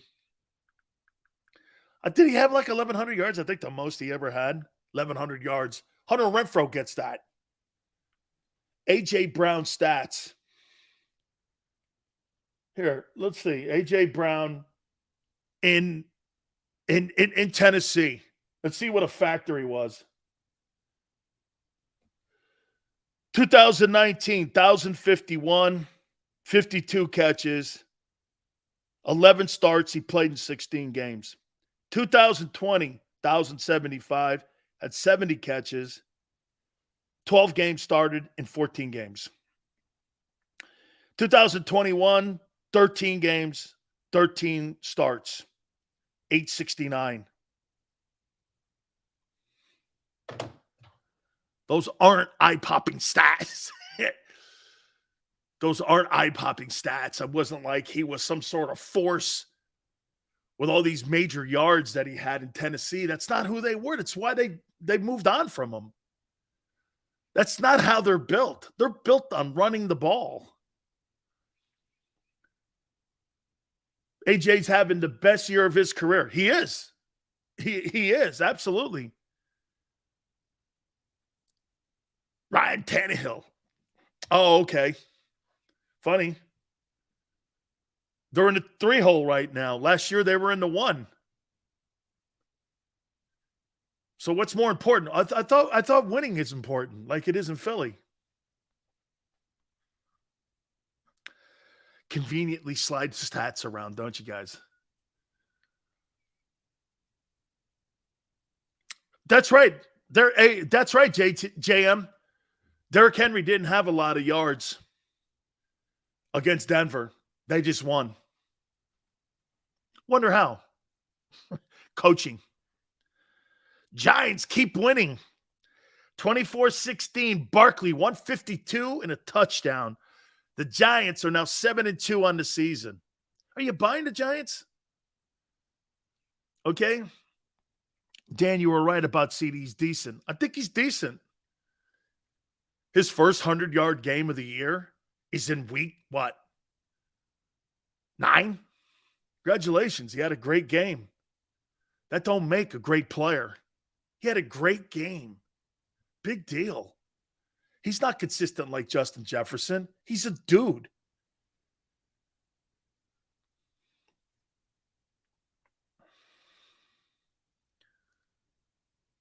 He's a 1,000-yard receiver. CD seems like a hot dog, Yale. I don't know. I don't hear any bad things about him. Oh, I slide stats around. Oh. Steelers beat the Saints 20-10. That Saints pick's looking better and better for Howie, isn't it? Might take a quarterback in the first round. No, he's not. He's not taking a quarterback in the first round, but I'll tell you what, that's pretty cool, man. Najee Harris, 99 yards rushing. Colts beat the Raiders. Jeff Saturday gets the win. Right? Zach Ertz out for the season with a knee injury. That's so sad. That is bad. Bad news, too, for Kyler. They won, too, over the Rams, 27-17. Both quarterbacks were out, too, right? Stafford and Kyler Murray. It was like watching one of those JV teams that the Eagles play. Packers upset the Cowboys, 31-28. Aaron Jones, 138 and a touchdown. Man, that's bad for Zach, man. You'd like to see him bounce and have a good year. Yeah, man, he's a good player. Always making excuses for John. No. You take Jalen, I'll take Josh Allen. Josh Allen's a superstar. Okay? Maniac, you keep your guy Jalen. It's all good. I don't want anything to do with it. I'm not paying that. I am not paying that. Tom Brady's back. Man. Tom Brady's back. Superstar that leads the league in picks. Happens. Brady's thrown a bunch of picks before in his career. It's all good. Jalen's he doesn't turn the ball over. That's a key. It totally is. It's why he's winning. It's totally why. They do a great job. So would you rather pay a guy who loses every game of his career? Actually, Harry, that's not true. But secondly, no, I need a guy in case that guys go down on my offense that we're not going to take a significant nosedive. Or if I start paying my quarterback, everybody on the team goes. You know, Dommy, Josh Allen is an INT waiting to happen. Here, one more time. Will somebody just, hey, Tone, answer me this, Tone, because these guys won't. What's a significant moment for Jalen Hurts so far that makes you want to pay him $45 million? What's a significant moment? Or what's the tangible that you're going to pay him? What would be the one thing you look at and you go, I got to pay this guy? What would be that?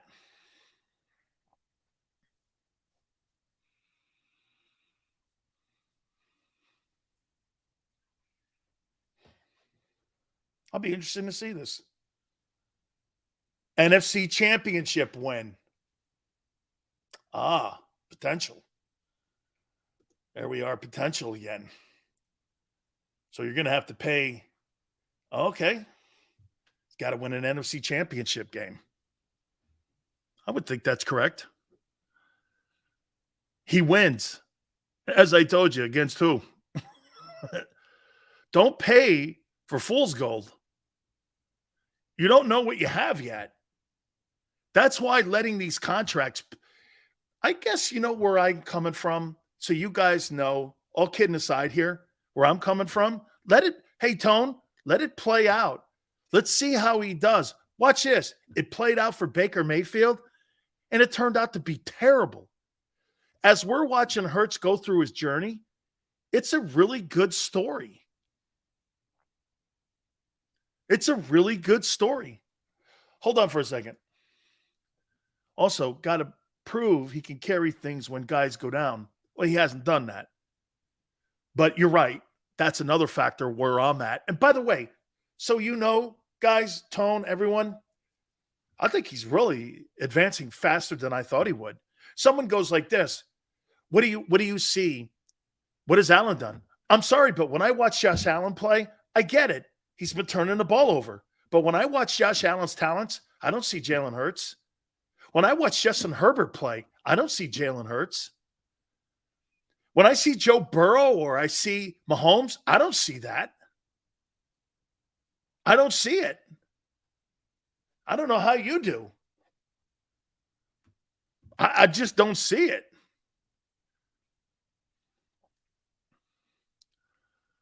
In all seriousness, you're right, Sills. Let him finish his contract and see what happens. Joshua, that would be in the best interest for everybody. Don't you wish, hey, Joshua, don't you wish you had done that with Wentz and let that thing play out? And the Eagles may have kept Foles. Get this, if the Eagles would have let that contract play out instead of jumping the gun, they'd probably keep Foles and move Wentz. Wentz, 2 years in a row, Again, Alshon Jeffries drops the ball, right? He drops the ball. He doesn't drop that football. They go to another NFC title game. You think Howie and Jeffrey Lurie are going to cut Nick Foles for Carson Wentz? No way. No way. Tone says this, I don't understand why fans just won't be patient with his growth. It's great he's winning. Let it play out. 100% echo that. 100%. And by the way, is he advancing quicker than many people thought? Yes. Is he a great team leader? Yes. Is he a face of a franchise or you want him to? Yes. So is Dak. Dak Prescott did everything Jalen did. He won regular season. He put up a ton of numbers. Last year, the Cowboys were number one in offense. And I'll ask you this. Today, you look at Dak Prescott and go, you think Jerry's getting the money for his value? Alshon Jeffries was a clubhouse cancer. Oh, my God. I really love Nicky Foles. I don't like Carson. I don't. Shut up, dude. Catch the ball. Just shut up. Okay? You're paid to win games, not be a clubhouse politician or lawyer. Okay? You're paid to catch footballs. No matter if it's Nate Sudfeld or Jalen Hurts. Catch the football. Shut your face. Don't be a clubhouse politician. Hey, I really like Nicky. I don't really like Reds. Dude, you've been perfect with Kyler Murray. You and the two babies could go out there in Arizona. And you guys could have a really good job in the playpen. Yale, Dallas. I told you. Yale, Dallas is vulnerable against the run. Any team that's vulnerable against the run will not go far in the postseason. They will not go far in the postseason. The Cowboys, in my opinion, they're suspect at running it, and they're suspect at, I mean, dude, they're not good at all at stopping the run. Jay says, Sills, fair to say Hurts looks like a young Russell Wilson.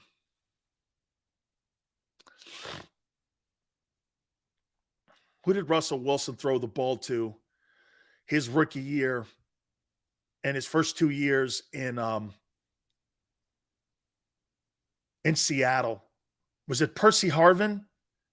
Tone, was it Percy Harvin? And I can't think. DK wasn't there yet. And it had Marshawn Lynch in the backfield. That team was built on running.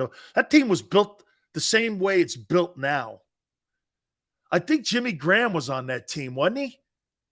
Wasn't Jimmy Graham the tight end on that team? Yeah. So you had Doug Baldwin, Percy Harvin, Jimmy Graham. That's a pretty good threesome there. That's pretty good. I mean, Jimmy Graham, when they got him, Jimmy Graham was considered one of the better tight ends, too, when he got to Seattle. So,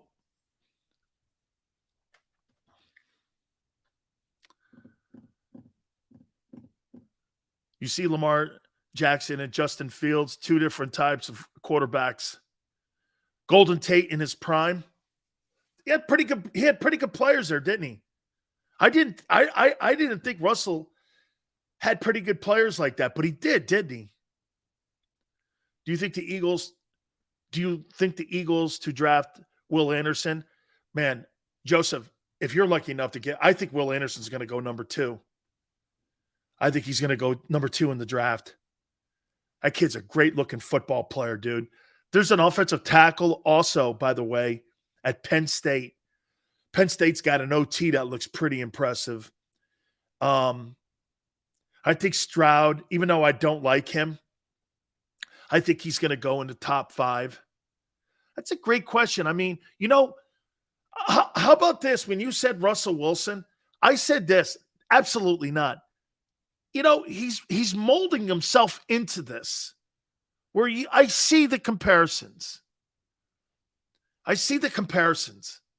Russell benefited from a good O-line And what happened, though, when they paid him? When they started paying Russell Wilson, they lost the center to the Saints.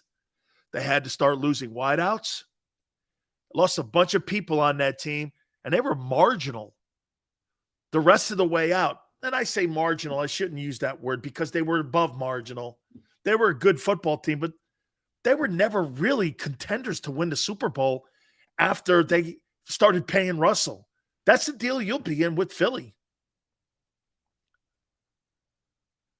Hurts has the best deep ball, and you're out of your tree.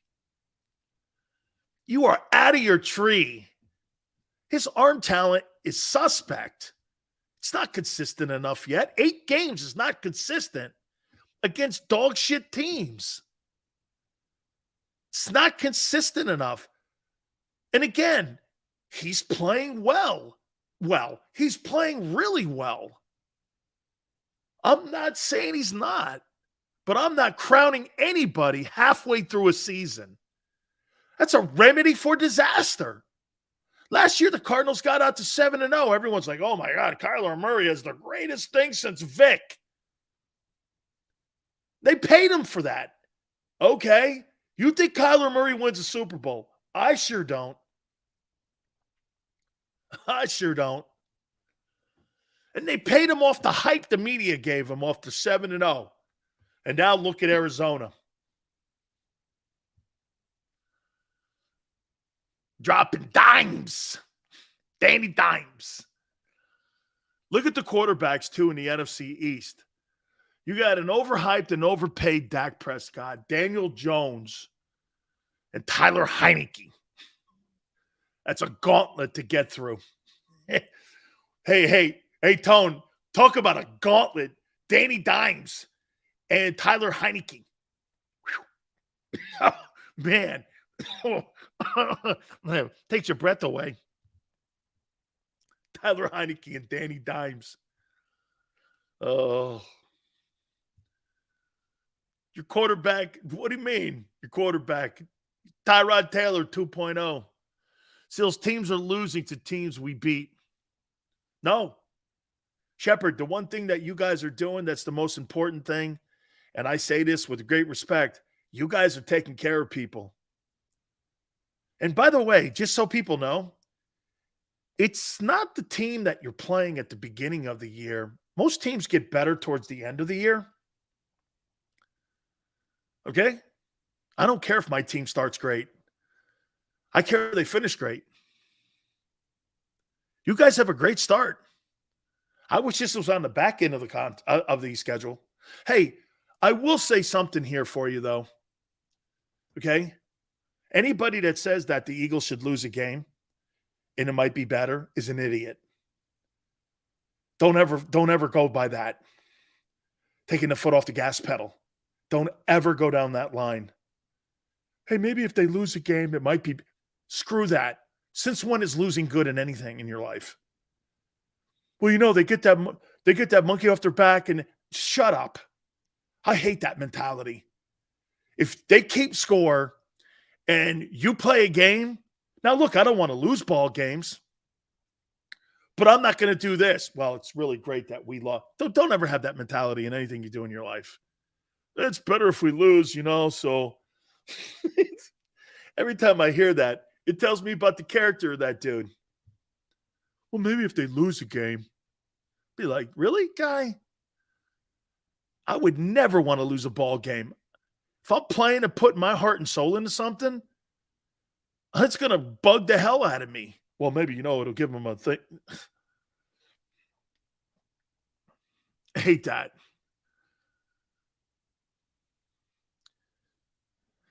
hey, Doc. Winners keeps. Hey, that is a great line, man. That's a great line. Winners keep score, dude. I love that. May I please borrow it? I'm gonna borrow that. Hey, man. By the end of the week, it'll be mine. Yeah. Oh my God. Week to week, man. That's right.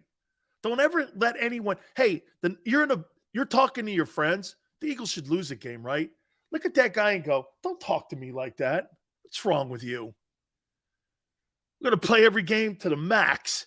You may beat us, but you'll always say this. Yeah, well, we gave you a winning effort. You may get beat by a point in one of these games down the stretch. Who cares? It's about a home field advantage. Okay? It's about a home field advantage. NFC South, worst division in the NFL, hands down. The Bucs have 5 losses. You got it, Steven. Wake me up when you beat Brady. Hurts had a complete better game against the Vikings than your Allen boy. You take your guy, and I'll take Josh Allen. I'm all right. I'll be all right. OBJ. Damn. OBJ to the Bucs. Whew. Does Sills keep score of his predictions? You mean the games we bet on the weekends? Yeah, I'm hitting at around 62% right now. I do something for a casino in the state of Florida, but it's all good.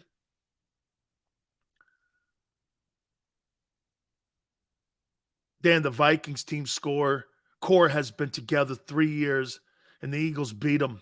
No excuses. Your hero got his butt kicked. I don't think he got his butt kicked yesterday.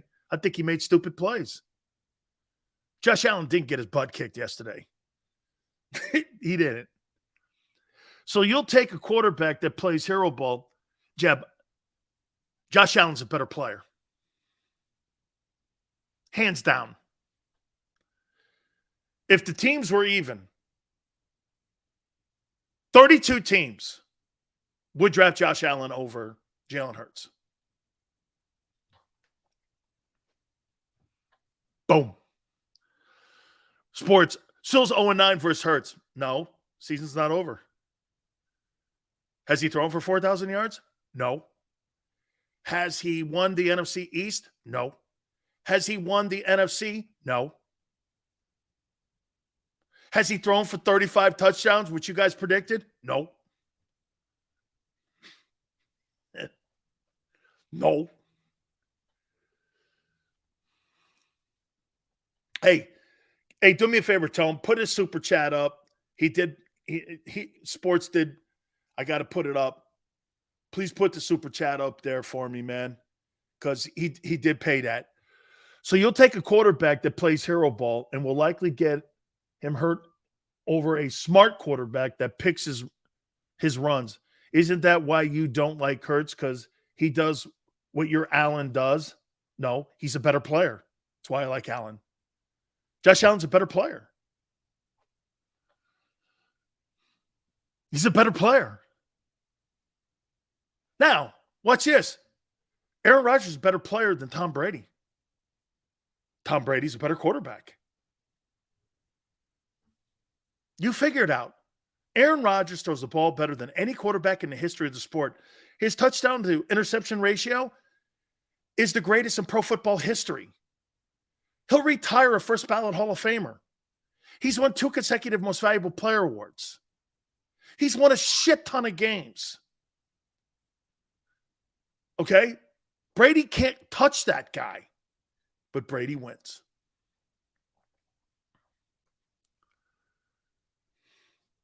$35 total TDs. We'll see. We'll see. He ain't throwing for 35 touchdown passes. Tua's going to do that. That playoff picture. I'd love this. So the Eagles would get the bye and they'd have to play the Bucs in the opening round. And then they would have to probably play the 49ers. Well, let me see. Who would have the better record? Could be Seattle. No, the Vikings. They'd have to play the Vikings again in the NFC champ. Yeah, because the Vikings are the 2 seed. Vikings would play the 49ers in the opening round of the NFC playoffs right now. Chris, kidding me? Tua's a better passer. Vikings would play the 49ers. Seahawks would play the Cowboys. Cowboys would win that game. And where would that be? Oh, that would be in Seattle, right? Because the Cowboys would be a wild card team. So they'd have to go to Seattle to win. And Bucks and Giants, who would ever have the better record? The Bucks would probably have to go. The Bucks would probably have to go even as a division winner because the Giants will have a better record, maybe. Would have to go to New York, and then they'd have to turn around and play Philly. Yeah, Vikings, 49ers, Seahawks, Cowboys, Bucks, and Giants. And then in the opening round of the divisional round, the Eagles would have to play Tom Brady at Lincoln Financial. I'll tell you where my money is. How you doing? Let's see here. Gino was bringing them back. I think Gino. Hey, Gino and Jalen are having a great year. Gino and Jalen kind of connected at the hip. Two guys you thought would be terrible are just having tremendous years. Congratulations to you, man. Gino and Jalen. Really some great play going on in the NFL with quarterbacks, especially in the NFC. Brady can't beat the Giants. Nah, he just won Super Bowls. If we play the Vikings in the championship game, it'll be a repeat of 17.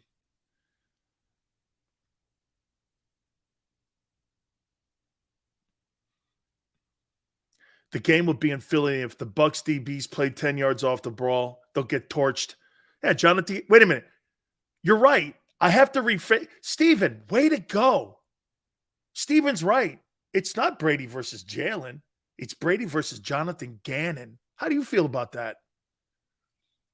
So if Brady gets OBJ and you play them soft coverage,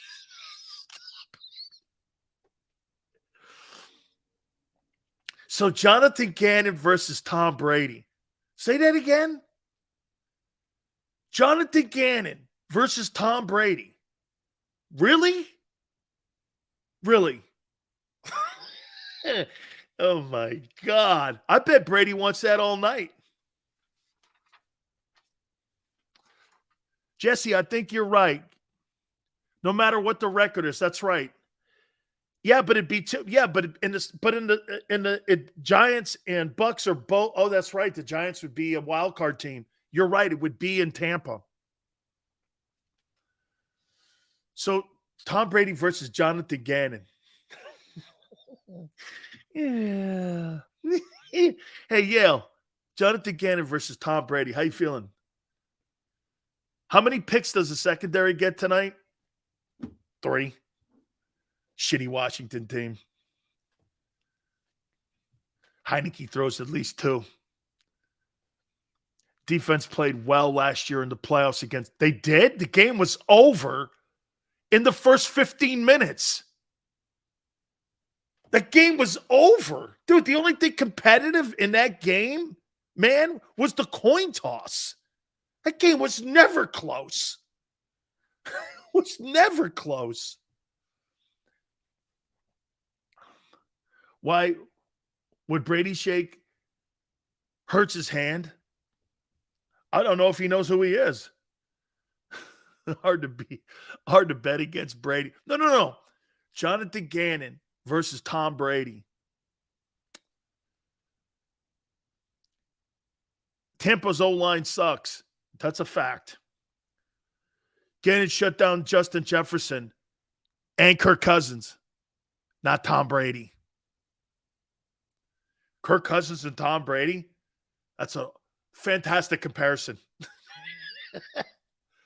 Fantastic. Way to hit it. Chris, that game against the Bucks for the Eagles was embarrassing.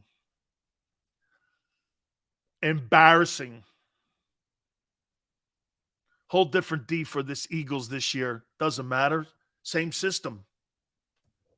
You see what he does. He gets soft in the second. It gets Cooper Rush. He let him back in the game at 20-17. He should have put that Cowboy team to sleep. It took him. How come it's taking one one big drive at the end of games to close people out. The only game you really killed a team was, there's two.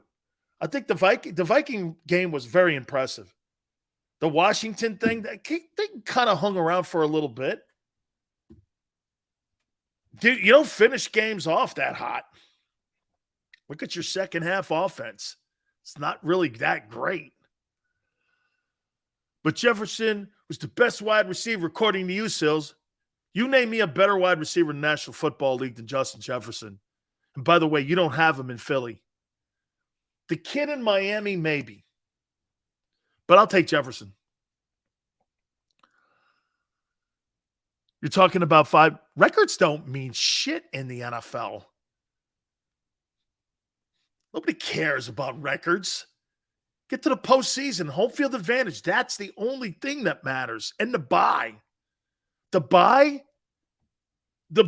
and home field. Other than that, no one cares. No one cares.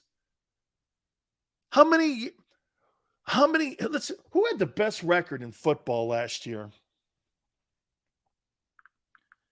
Let me see.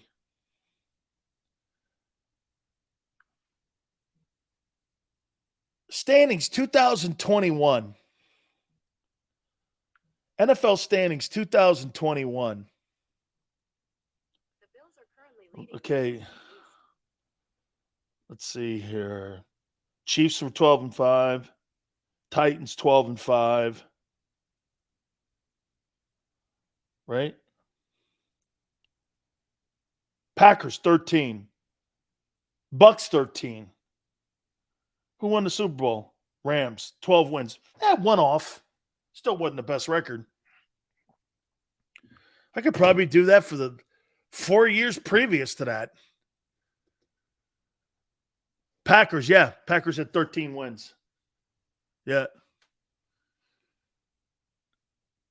3-7 means fourth pick for the Eagles. That's crazy great. That's crazy great. Crazy great. Don't forget, by the way, our pregame show with everybody there at Oceans. We really appreciate you guys. This is going to be we're going to preview a little bit more of the game tonight and a little bit what we're expecting to see, what Washington will probably try to do to Philly. And what I would do if I was Philadelphia a second time around. Now, look, as I said to you guys, I think it's going to be interesting to see how Ron game plans against that offense after he's gotten one look at it. Ron's a good coordinator. Hey, there'll be some different nuances. And one of the most important things, well, we'll get into this. I don't want to write that down.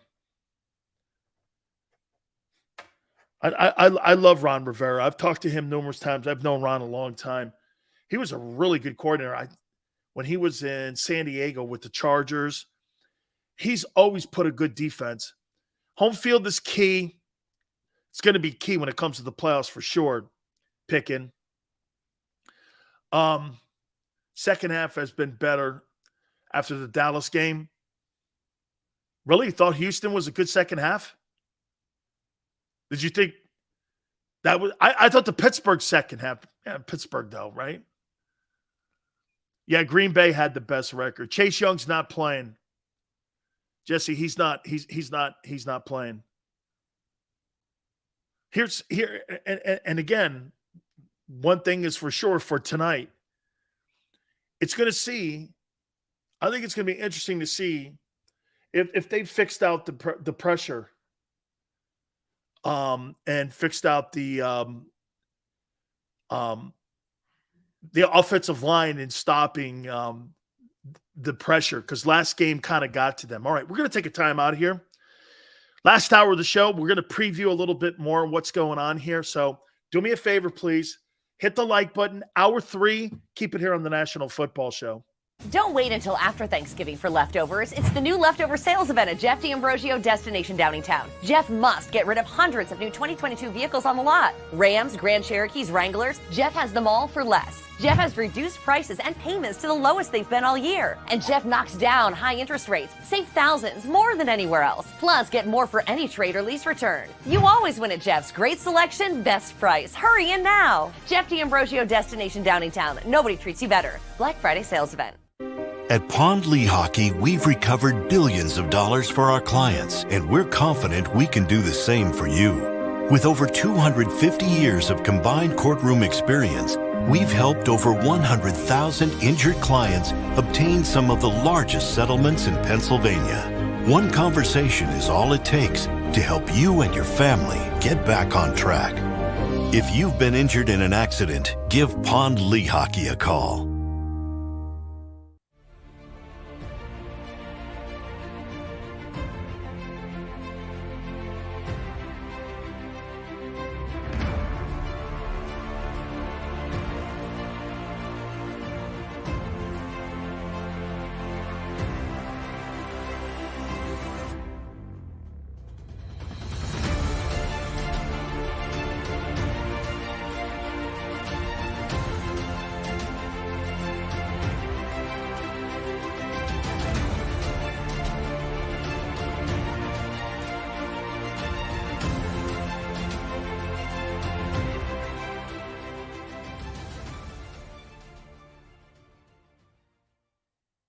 Go for the beers, go for the cheers, go for the hit and the hits. Go for the scene, go for the screens, go for the gallery, go for the win, go to Ocean.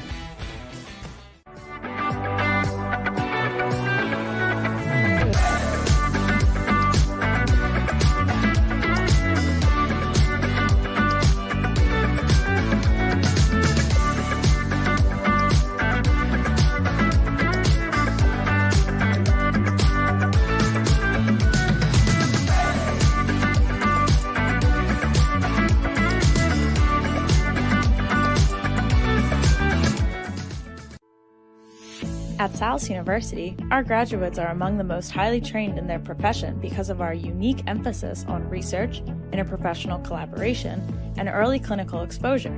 Learn more about our programs at salus.edu.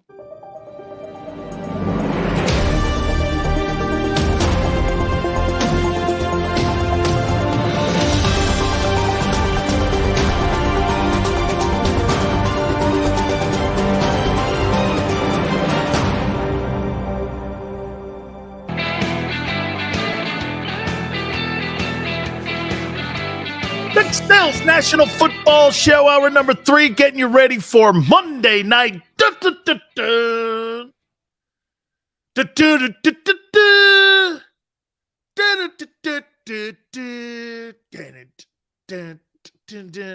Used to be a time when you were on primetime TV, you had to be good. What's Washington doing on primetime with the Eagles? What a shitty Monday night game. Then again, the Thursday night game, too. You put those dogs on Atlanta and Carolina? What's wrong with people, man? People want to see great. Dude, when you go to a primetime event, you want to see good teams. You don't want to see horse shit like this. I hate how the league has turned. Dude, Sunday night is basically the only night when it comes to good football when we're talking primetime games. The games were great yesterday. And by the way, it's no slight at the Eagles. Washington sucks. What's Washington doing on a game? Look, you know what they should have did? They should have put the Eagles and the Packers. I would have took the Eagles and the Packers before I took Eagles and Washington. I'll tell you this, the Christmas Eve game is going to be a massive game and massive ratings. Okay? Yeah, everyone's cashing in, Yale. That's right on with it. Okay? Who has Brady beat this year? Hey, Max. Who's Brady beat? Does it matter? Does it matter? Are you trying to compare Jalen Hurts and Tom Brady? Give me a break, guy. Horrible comparison. I'd feel better if you compared Tyrod Taylor and Jalen Hurts. Okay? Eagles, wait, sports. Eagles and Packers are on primetime too, are they? Is that a Sunday night game? I didn't know that. Is it? Okay, good. I like Aikman and Buck. I do too, man. I mean, I do. I like Aikman and Buck doing it. All right. Please hit the like button. Hour number 3. Don't forget our pregame show here on JAKIB Sports and also the postgame show. You know, I started the program out, and again, I'm going to get to the hit list of what I think has to happen tonight and what I think watching out for Washington and what Washington might be able to do. Sills, who did Brady this year? Why can't you answer the simple question? Who did Brady what this year? Not so much Brady, but the Bucks have been terrible this year. Yeah, you're right. Bet against them in the playoffs. Sure. You take Jalen. I'll take Brady versus Jonathan Gannon. Jonathan Gannon. Jonathan Gannon. I don't give a shit who Tom Brady's beat. I know 7 Super Bowls. Bang, yeah. How about Garoppolo? Oh. You see Christian McCaffrey, Kyle Shanahan running them jet sweeps. Woo, baby. You see them running behind the best offensive tackle in the game, Trent Williams. Trent Williams is a beast. He is, no question, the best tackle in the game. Lane second, because he plays right tackle too on top of that. This guy, the left tackle, Trent Williams, this guy's a bona fide pro, Hall of Fame left tackle. No wonder he's the highest paid guy in the sport. That guy is a great football player. Okay? He is a great football player, man. Wow. And like I said, will they be tested tonight? No, they won't be tested tonight. They really, since the 2-5 start, they've taken care of business. They've done a great job of it. They really do. Okay? Picking they want to, because they're 8-0. You don't even get a hat for that. Sills, what is our record at the end of the season? Good question. Joshua, you ready? You'll probably drop a game. I don't think 2. Well, depends. That's a great question. I think it depends on what the Vikings continue to do, right? I think the Vikings play the Cowboys this coming weekend. Or is it Monday night? I think they play this week. If they take care of Dallas and Dallas goes to 6-4 and they're 9-1, you got to keep playing so that you stay ahead of Minnesota. You have the ultimate in the tiebreaker because you beat them head-to-head. But you wouldn't want to just rest your players because you could lose home field advantage that way. Minnesota's kind of putting his, aren't they? They're kind of putting the Eagles in a position where they would have to play out. Let me see here. Yeah. Vikings are 8-1. Seahawks, I think, are 6-3. 6-4. Bucks are 5-5. It's the Vikings. If the Vikings drop a couple games, say they lose to the Cowboys, okay, and they go to 2 losses, and the Eagles get by the Christmas Eve game and they beat the Cowboys, they may rest the team at the end of the year, may drop a game somewhere in the back end of the schedule, and you may go 16-1. See that playing out? Jonathan Gannon is a great coach. Let's hope he gets a head coaching job next year. Thank you, Andrew. Vikings have talent. They're a good football team. They're getting better and better as we watch them, too. They really are. They got lucky with Jefferson. They had to let Diggs go. I don't know, man. You could have Diggs. I'll take Jefferson. Diggs is a good football player. Stephon Diggs is a great player. He's a great player. Jefferson's better. Okay? Jefferson's better. Here's tonight.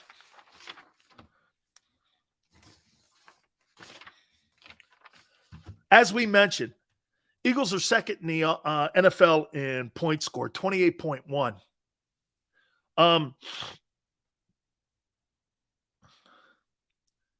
Washington is also second in the NFL in run defense.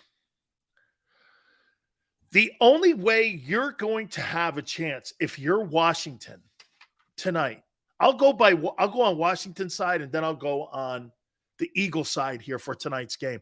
By the way, Eagles have too much talent. I can't see Washington scoring more than 17 points. Antonio Gibson's a pretty good football player. Chase Young's not playing. Their front seven's pretty good. Ron's a really good coach, especially defensively. Okay, fair enough. But for Washington to have a shot, you got to keep the Eagle offense on the side. You've got to limit tonight the Philadelphia Eagles to about 60 plays. You got to limit their series. If you limit their series, no turnovers in the ball game. You've got to. McLaurin is a great wide receiver. He's a hell of a football player. He's a good-looking kid. Heineke, I think, has a little bit better of a rapport with him. So to me, there's a little bit better of a rapport.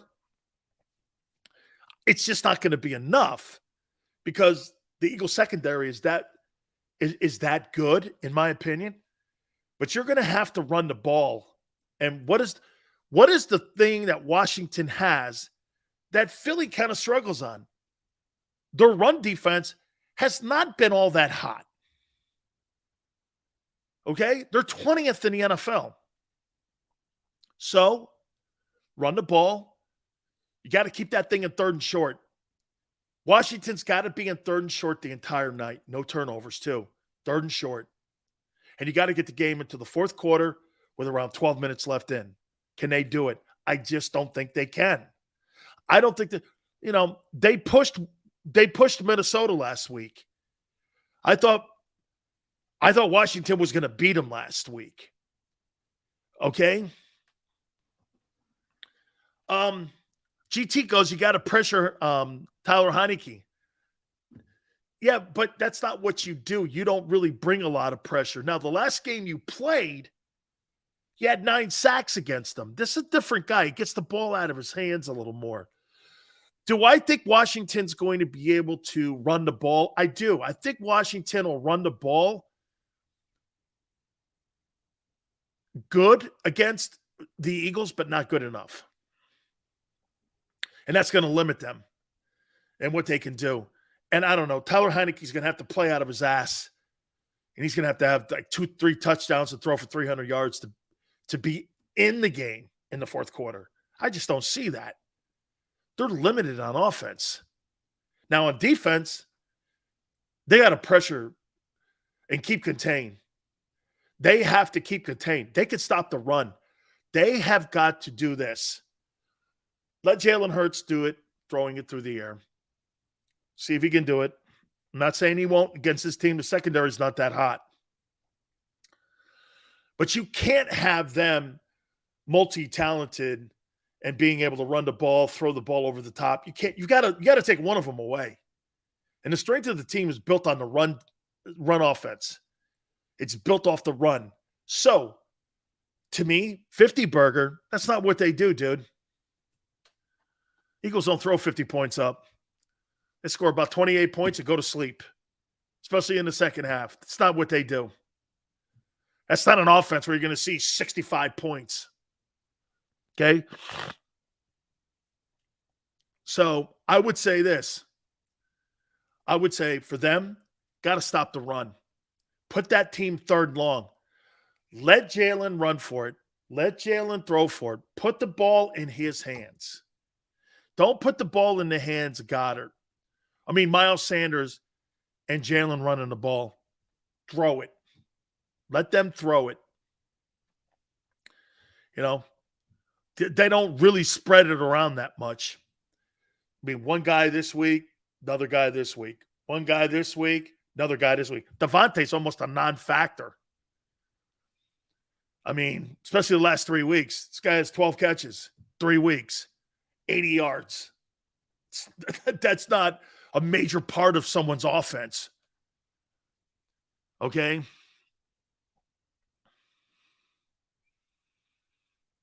Washington must run the ball. They got to, but I don't think they can. Smith, 3 TDs for his birthday.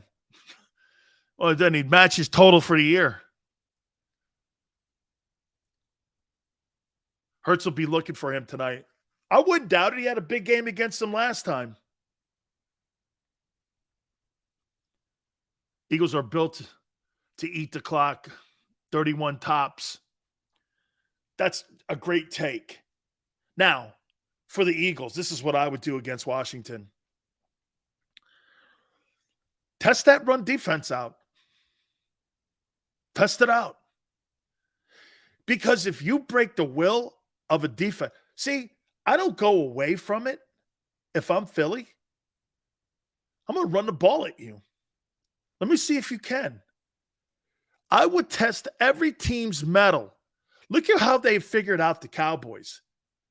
You know, teams weren't running the ball initially at Dallas in the beginning part of the season because Dallas was coming up with exotic first and second down blitzes, and teams weren't moving the ball on them. All of a sudden, they started figuring out Dallas can't stop the run. That's going to be a mechanism every single week until Dallas can show they could stop it. What I would do if I was Philly, I get the best O-line in the NFL. I'm going to run at those guys. If you break the will of Washington and you run for 180 yards, they have no maybe you do put a 40 burger on them. You break their will and you start running the ball down the throat of a team who's second in the NFL. Remember what you did to the Saints last year? Okay? Remember what you did to the Saints? They were number 1 going into that game a year ago. And Dennis Allen's defense, I think you guys ran for like 238 yards on them or something. That broke their spine. Run that ball at him. Run that ball at them guys, Jonathan Allen and them dudes. I don't think that – I want to see if they can stop it. If they do, you got enough weapons on your offense that you can adjust to that. Okay? Because their secondary is just not good. Secondary is just not good. Seals Hurts won't throw for 4K. I still hold to that. Wake me up in week 17, homie. You ain't right now either. Those numbers will continue to come down, especially when you start, if you do wrap up home field, won't be in games long enough.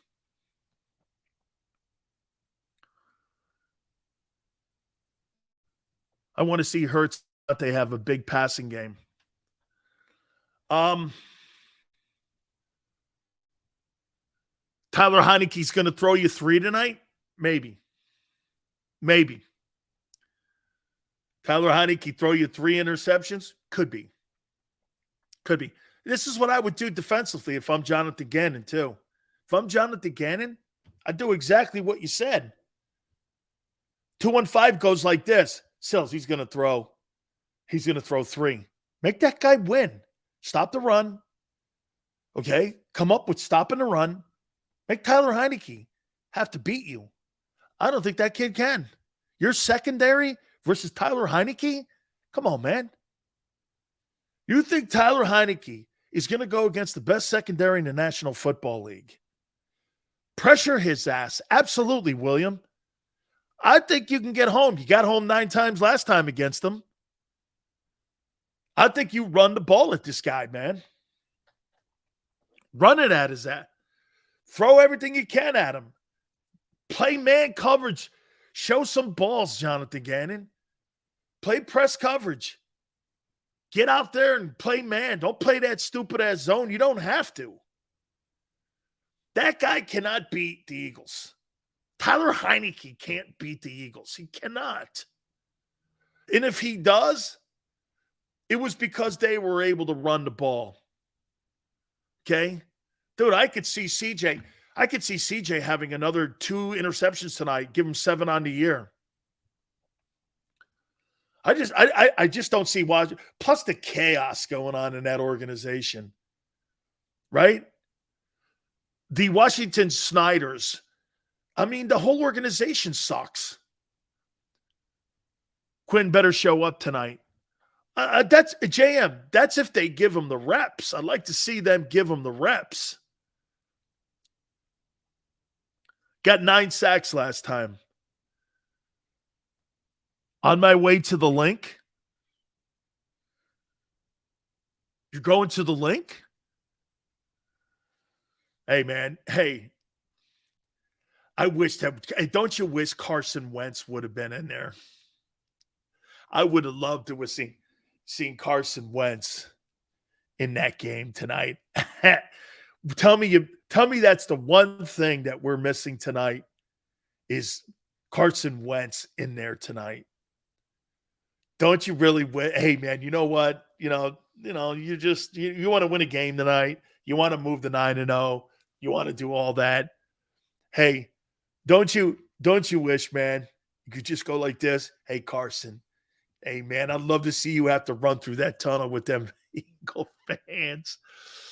Okay. Hey, JM, that's probably right. You're probably right. That's why it was put in prime time. Very good call. You're right. When they made it at the beginning of the year, they probably put that in prime time. Wentz goes back, takes on the Eagles. You're right. It probably did do that. They probably did, right? If Wentz was there, that place would have turned into a haunted house. Hey, can you imagine people out there going out there watching Carson Wentz? That guy would have got undressed.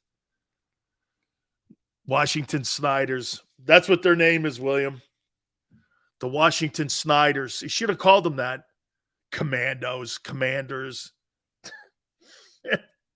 Really? Oh, he's watching from South Dakota. You guys were dead on, man. He sucks. Sills, will Derek Thomas' single game sack record ever be broken? What do you have, 9? Against, what was it? Was it against the Raiders or the Broncos? The Washington investigations. The Washington investigators. I actually like that. It was 7. Yeah. They throw the ball 100 billion times. The Washington Red Wolves. How about the Washington Strippers? Oh, man.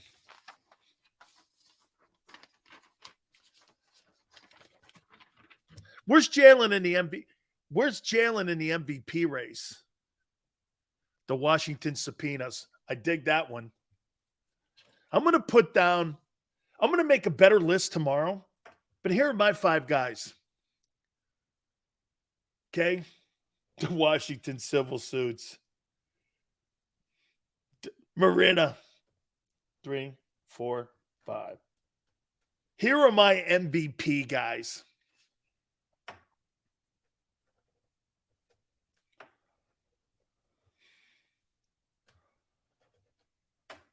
This is for the MVP race.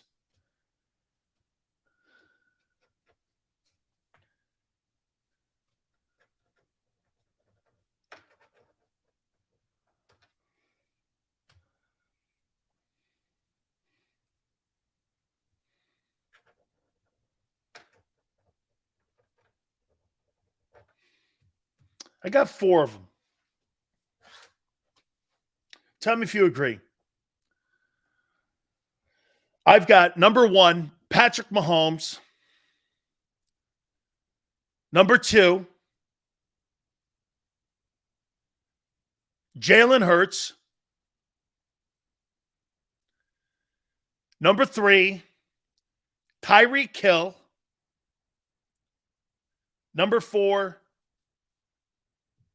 Lamar Jackson. How's that sound? By the way, I would say the first 2 are in a closer battle than 4 and 3. I think Hill's having a special year. Guy may get 2,000 receiving yards. I got Josh Allen. He's got to work himself back in the top 4, man. He'll get there. All good. GT, I ain't giving up on my boy, but I got to be fair. Got to be fair here. That's the one thing Big Sills is. He's fair. Truth, justice, the American way, like Superman. Big Sills is not Clark Kent. Big Sills is Superman. And I give kudos and justice to the ones that deserve it. No, Josh Allen has to work himself into the top 4 again. He will. I'm good with that. No, he'll work himself in. He's not in the top 4 right now. No. Ooh. 5, Tua. Yeah. Shit, you might put Tua third. You might, yeah. Okay. Tyreek Hill 5. Tua, now that's closer because Tua's having a better year than Hurts. Tyreek Hill, Mahomes, Hurts, Tua, Lamar Jackson, and Tyreek Hill. I like that. That's kind of where I'm at. Yeah, Tagovailoa's on pace to throw 35 touchdowns this year. Yeah, man. I'm hoping for the kid. 2 Bama quarterbacks in the top 5 MVP race. Insane. 2-1-5. Nobody went to Alabama to play quarterback. Nobody. Only in the 60s when you had Richard Todd and name it and Stabler and them kind of dudes. But after the 60s, dude, they had a whole cast of nobodies playing wide receiver. Can't have 2 MVP candidates on the same team? That's bullshit. Yeah, you can. What are you, crazy? Dude, nobody didn't like Tua. Tua's issue with me is health. When's the last time he's been healthy, right? 10-0 Hurts would be leading everyone, not even close. He'll never win it. He's not going to have the numbers that Mahomes will have, or Tua, for that matter, will have. He won't have the numbers. Tua's going to throw for almost 40 touchdowns. Okay? Mahomes is going to throw for 50 touchdowns. Your guy, it's not going to be close. He'll have about 24. 24. Shit, man. Mahomes had 24 touchdowns at the halfway mark.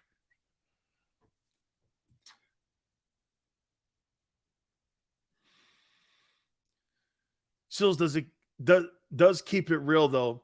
That's what makes the show one of the best, in my opinion. William, thank you, my friend.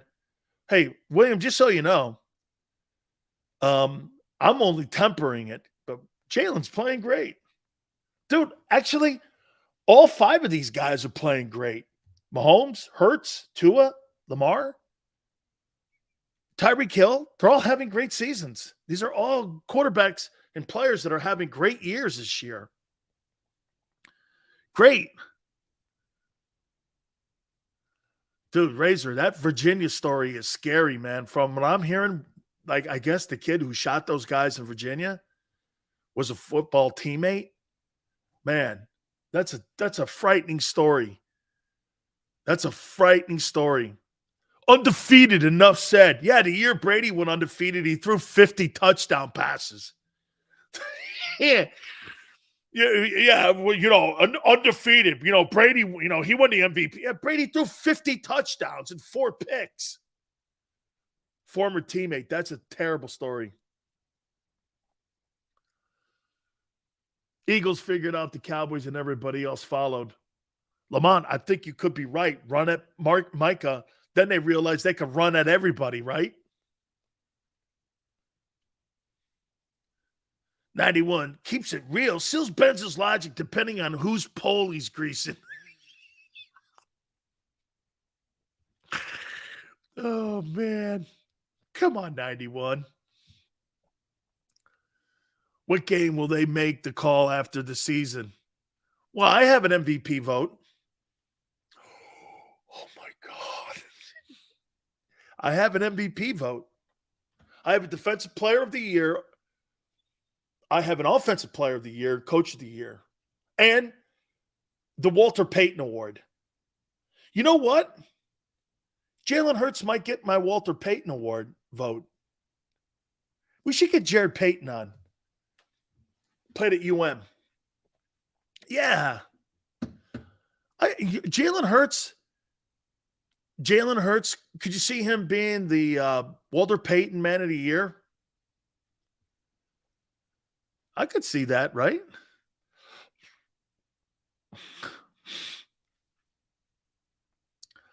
I think Coach of the Year is the guy in New York. Y'all can give that season MVP to Cooper Rush for all I care. I'd rather see Jalen win the Super Bowl MVP. Who would?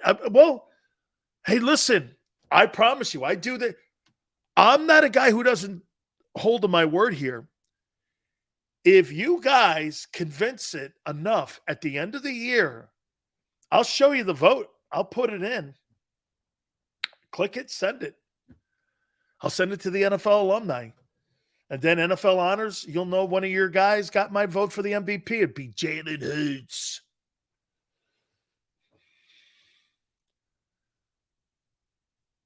Big sales at the end of the year would be like Hurts won the Super Bowl, but he won't win another one. No, I'm not that guy. Well, unless I'm talking the Yankees. Lucius, unless I'm talking about the Yankees, Jalen's safe from that. I'm typical Yankee fan, Lucius. Watch. Lucius, I'm typical Yankee fan. Yeah, they won last year, but guarantee this won't be like the run they had with Jeter. Okay, you should have shot A-Rod.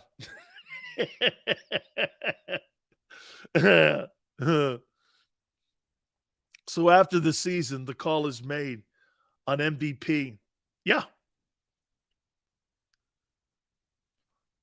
I'll bet you dimes the dollar that running at the Cowboys was the Eagles O-line coach. That's a great take, and I agree with you. Okay? Hey, Sills, how about your boy Josh Allen? Be all right. I'll figure it out, my man. All around, your boy Hurts ain't better. He ain't better. Get it done. Be all right. I'm good with him. You imagine, man, you just got to do a couple things. You got to be coached a little better. You lose Brian Dable. I think that's a factor. Yeah, no. You keep your boy. No. All around. You keep Jalen, and I'll take the guy up in Buffalo. I'm good with it.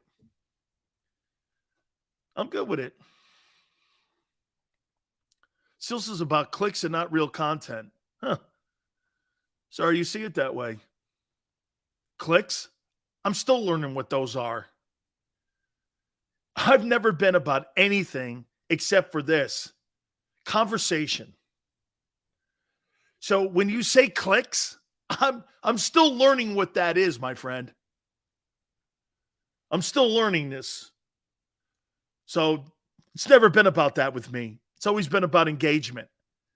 From my time in Tampa, doing 10 shares, to my time in Miami, doing 5, to my time in Southern California, doing 6. It was never anything about anything except engagement.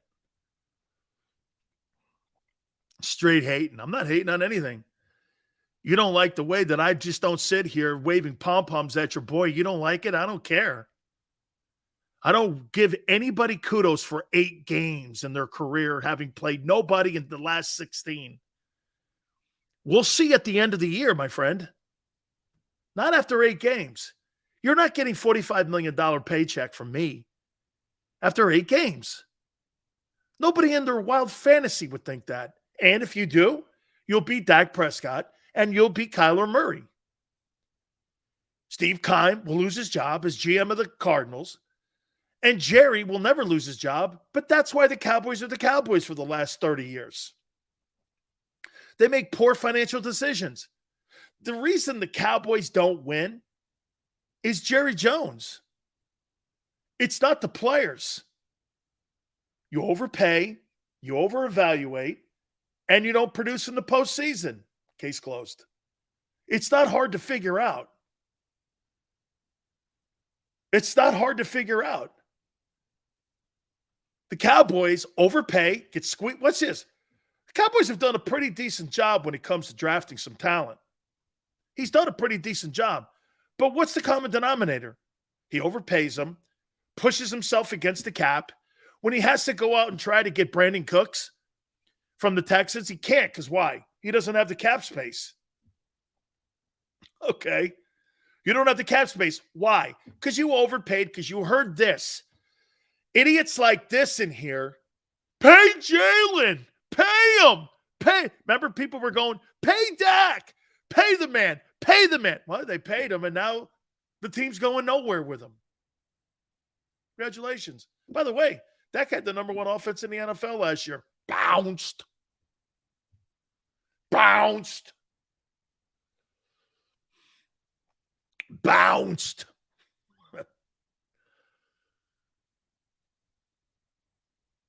I think he's done. Yeah, I think he's. I mean, look, man, Zach Martin's been great. DeMarcus Lawrence, Micah, finding Tony Romo. Tony Romo, whatever you think about it, wasn't drafted. He's overachieved. Dak in the 4th or 5th round, wherever he was at Mississippi State. CD's pretty decent. Stephon Diggs. Same people that said pay Dak are the same people that crucified the contract. It's hilarious. That's right. That is dead on. Dead on, Tone. Tone, when everyone, get this. Oh, my God. Tone, I never thought about this.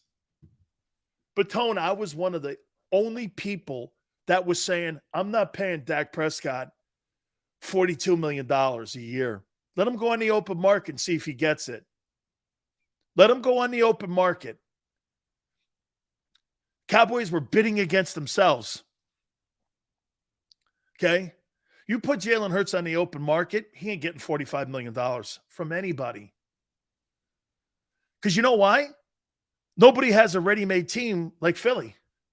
We're going to plug them in. Chicago? Where? The Jets? What? Where? Miami? Maybe. Miami. What other team is complete like Philly? Let me think.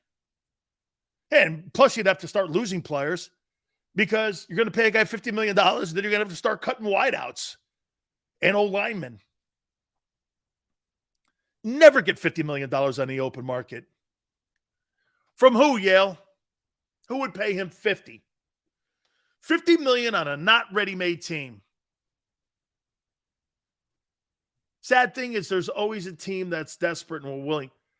Why would you pay on a team that's not put to, why pay a guy $50 million a year when you got a 2-cent O-line? Be a disaster.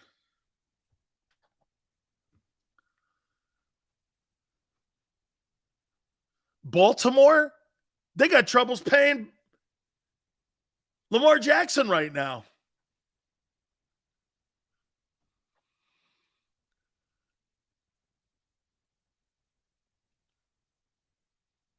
Wrong if Kyler is going to get that bag, Jalen for sure would. Yeah, and you'll be the Cardinals.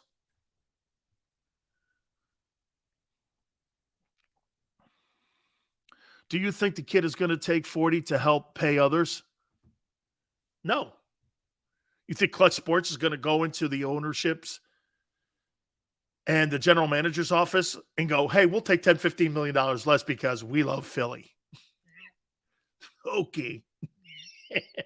What is it, Clutch Sports? That's Maverick Carter, right?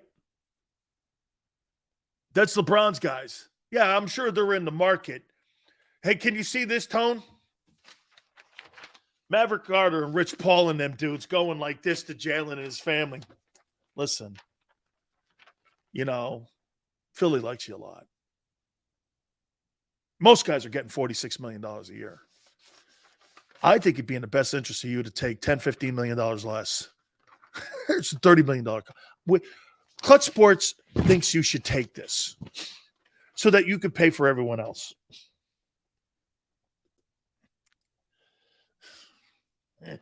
Yeah. Now, I did hear Jalen said something to Jason Kelsey or Travis Kelsey on his podcast that he doesn't want to be the highest paid guy. That's a good sign. Question him. If everything goes as planned for Jalen and the Eagles this year, what are you willing to pay Hurts, and what do you think Howie's actually going to offer him? It would be an extension to the current contract that he's under right now. Second rounders don't have 50-year options, so we would be up at the end of 23. And it would be a contract extension. So the Eagles would have one more year, but here's how it would work. The Eagles would have one more year on that rookie contract, and right now he's making 1.4. You can't let Jalen Hurts go into next year making 1.4. So what you do is you give him the signing bonus, whatever that is. You give him the signing bonus. Could be $50 million. You give him the signing bonus on a 3-year contract. That kind of makes you feel better about the contract that you're making shit money on a base salary of 1.7. I think it is next year he makes. You know, Zach Pascal makes more. And so you give him the signing bonus.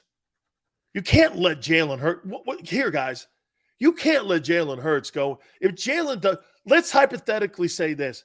Jalen gets all the way to the conference championship game. Say he loses. Say he does, for all intent purposes, get the 4K. 28, 27 touchdowns. They win 15 ball games. Okay? That's a heck of a year. Could be 1 or 2 in the MVP. You can't let that guy go into 2023 making $1.7 million. I mean, even I would go like this. You gotta sign something here. 2-year deal, something that makes the kid get a little bit on a signing bonus. I mean, you can't let that guy go. You can't let him play better than Dak Prescott and Kyler Murray and let him go into 23 with a $1.7 million salary. I mean, nobody in their right mind would think that's right or fair. And if you did that to Hurts, my opinion, if you're Clutch Sports, you know what I would do? I would do this. If I was Clutch Sports, I'd say, I'm going to hold you hostage now when that contract comes up. You have to show some good faith there, I think, if you're the Eagles.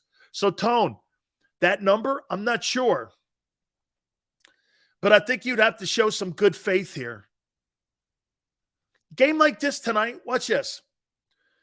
A game like this tonight, you know what Jalen just has to do?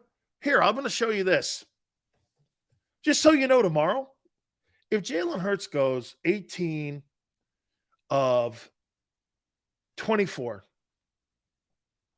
175 yards, touchdown pass, runs for 65 or 50, whatever, I don't care, and they win 28-10, that's a great night. That's a great night. Some would go, it's not 375. And that's not how they win. That's not what this is. To me, it's about the quality of wins with Hurts. I'm starting to figure out a metric for him. You see, you know how Dak got paid? Tone, tell me I'm right on this or wrong. Dak got paid on numbers. And regular season wins. Kind of. You know, the Cowboys, I can't remember the last time they put double-digit years up where they won 10 or more games. I can't remember. I can't remember when they've done that. But he got paid on numbers, statistics, throwing for a lot of yards, empty calorie stats. Got to the playoffs, they got bounced. Jalen's quality of the way that they're winning games, and again, I say this, there's no doubt they've played tomato cans for 16 games. 5 teams were worth the shit. The rest of them. But the quality of the win, especially this year, Jalen threw for like 155 yards or something. in one of these last few games. And I was like, man, I thought he threw for 300 yards. They were quality yards. They mattered. It's tougher to put a metric on him. Eagles have $62 million in dead cap space this coming year. Jeffries is off the books finally. There's $5.5 of Alshon Jeffrey still left for the final year here. 17 years. Really? Is that right, Duck?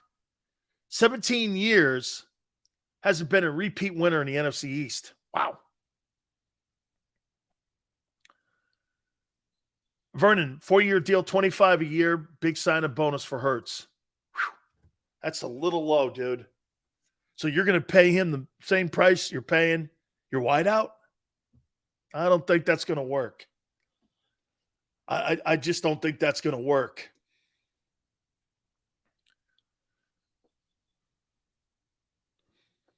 That's right. Tone.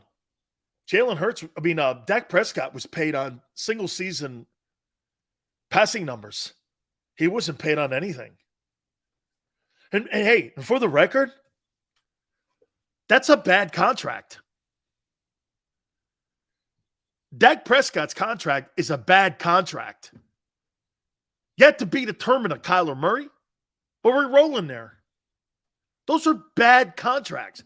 You know, you guys could say whatever you want to say about Jimmy Garoppolo and how much he sucks. No one would ever say he has a bad contract. Not a 47-19. The one telling stat with him that always pops up at me is not really so much what his winning record is. It's what Kyle Shanahan's is without him. He's 9-29 without Jimmy as his quarterback. I don't know about you, but any other guy that ever plays in that system with Kyle Shanahan could be fired.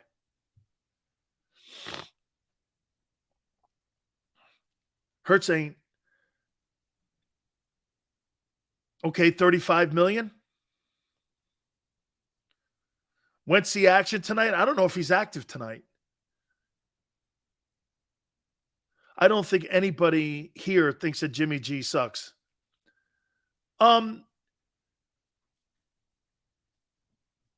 He's better than Kirk Cousins. He wins more. Cousins puts up better stats. He puts up better stats, Kirk Cousins, right? Jimmy G beats guys like that all the time. Hurts not taking 30. Yes, I think 35's low. I got to take a timeout. I'm going to give you the final predictions before we get ready for the pregame show here on JAKIB Sports. And also, too, don't forget our postgame. Little bit on what to expect from Nick Sirianni and Jonathan Gannon tonight. This is what I'm expecting to see from especially Jonathan Gannon, who I do not think is a good coach. All right, hit the like button. Keep it here on the National Football Show.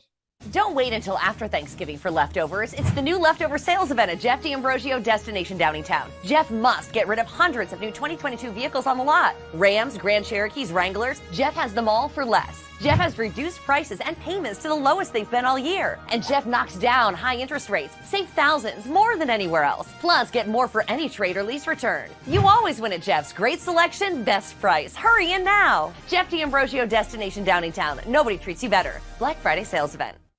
At Pond Lehocky, we've recovered billions of dollars for our clients, and we're confident we can do the same for you. With over 250 years of combined courtroom experience, we've helped over 100,000 injured clients obtain some of the largest settlements in Pennsylvania. One conversation is all it takes to help you and your family get back on track. If you've been injured in an accident, give Pond Lehocky a call.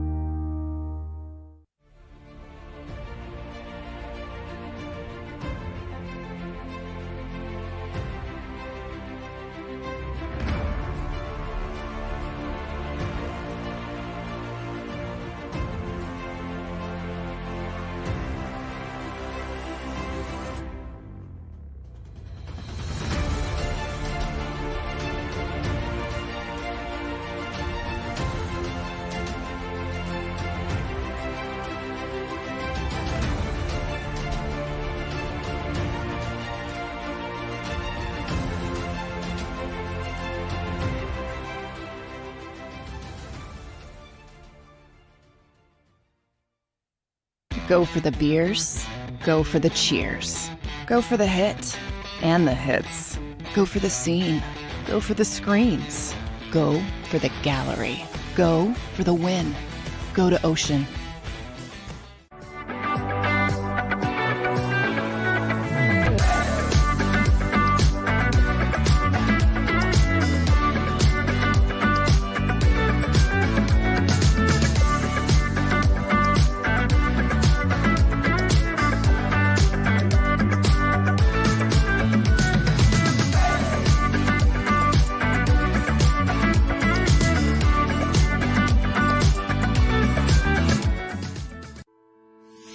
At Salus University, our graduates are among the most highly trained in their profession because of our unique emphasis on research, interprofessional collaboration, and early clinical exposure.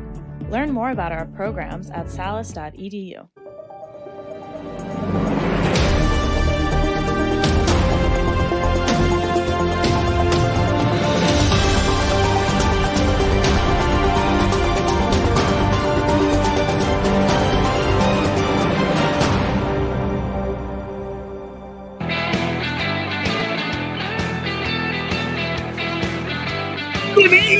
Sileo. Well, you got about 10 more weeks, kid. Hang in there. Hey, by the way, when people say that to me, I hope you're right. I'm not rooting against Hurts. No way. I'm not that guy. Not in a million years. I don't root for people to fail. No way whatsoever. Especially a kid like that. Absolutely not. No way. Hey, I said that Lamar Jackson wouldn't succeed. Next year, the guy's the MVP. Maybe Jalen falls in that same position. We'll see. I was one of the first guys to come out and go, man, I couldn't have been more wrong about Lamar. Lamar's a spectacular player. Okay? Mr. International, thank you, my friend. Besides the Ravens, there aren't any other teams set up for Jalen's style. That's why you don't pay him. Let him go out in the open market. You think the Bengals are set up for him? That O-line? Jalen's got to go to a top O-line, or he'll be Justin Fields. Dan, I wasn't here earlier, but man, Josh needs to take Mr. International. Just bad coaching, too. Dude, you got to keep him on the rails, man. You know, in the first half of games, unscripted, he's great. Second half, when he has to ad-lib, bad decision-making going on. I think the loss of Brian Dable's been a factor. That'll be all right. They'll adjust. They'll get it right. They'll get it right. Dude, he's too gifted not to. He's too gifted not to. Dan, have us going to the Super Bowl? Eat crow where? I know. I think you guys are going to the Super Bowl. I still say it's going to be the Bills. We'll see. We take Lori and Howie for granted.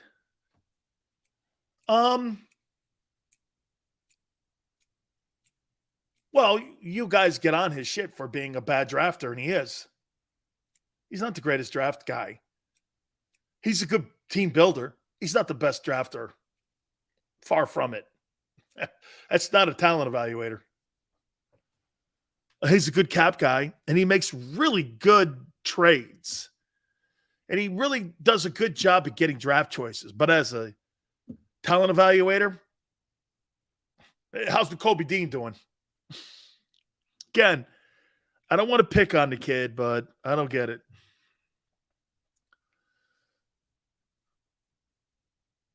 AJ's closing in on that 1,000 yards you said he wouldn't get. No. I said there wouldn't be 3,000-yard receivers. Okay? 3.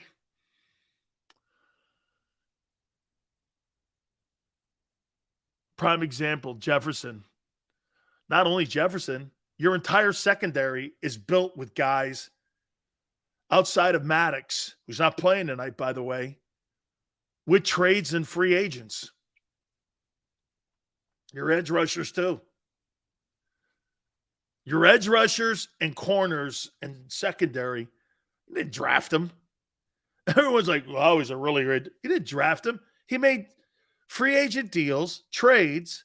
He's good at that. He's really good at that. He's good at moving money around. Drafting, I wouldn't put him in the top 15 in drafting players. Dude, you sucked on Rager, so you went out and made a trade to get A.J. Brown. Everybody goes like this. Oh, that's a great move. Yeah, well, he had a cover for losing up on Rieger. Joshua, I would say that Slay has got to be, in my opinion, he's got to be the front runner for the Defensive Player of the Year award. Micah Parsons not showing up in that Green Bay game? I mean, bro, Slay showed up in every freaking game that he's played in this year. And after what Jefferson did to the Bills and Slay shutting him down, how don't you go like this on Darius Slay? Dude, Darius Slay shut that guy down completely. And he's been torturing teams the last 5 weeks. Darius Slay has to be the number one candidate for the Defensive Player of the Year award. Micah Parsons? Come on, bro. You got to give me something stronger than that guy. Dude, I saw him in the Eagle game, non-factor. Then they put Jack Driscoll on him, and he had some pressures. No disrespect to Jack, but dog. Darius Slay should be the number one candidate for Defensive Player of the Year award. Micah Parsons doesn't get my vote. Absolutely does not get my vote. He will not get my vote. Carson goes, Patriots are good at drafting, especially corners and quarterbacks. Look how many quarterbacks are starting in the NFL that Belichick drafted. Jacoby Brissett, Jimmy Garoppolo, Mac Jones, Tom Brady. He's got 4 starting quarterbacks starting in the NFL on 4 different teams that he drafted. And the kid, Bailey Zappi, is actually not that bad either. I mean, Belichick knows quarterbacks. And he's a defensive-minded guy for that matter. Think about all the hits he's had on quarterbacks. Not all of them have been sensational, but he drafted the GOAT. He drafted a guy with a great win percentage in San Francisco. Okay, Mac Jones, Patriots are probably going to make the playoffs again for a second year in a row.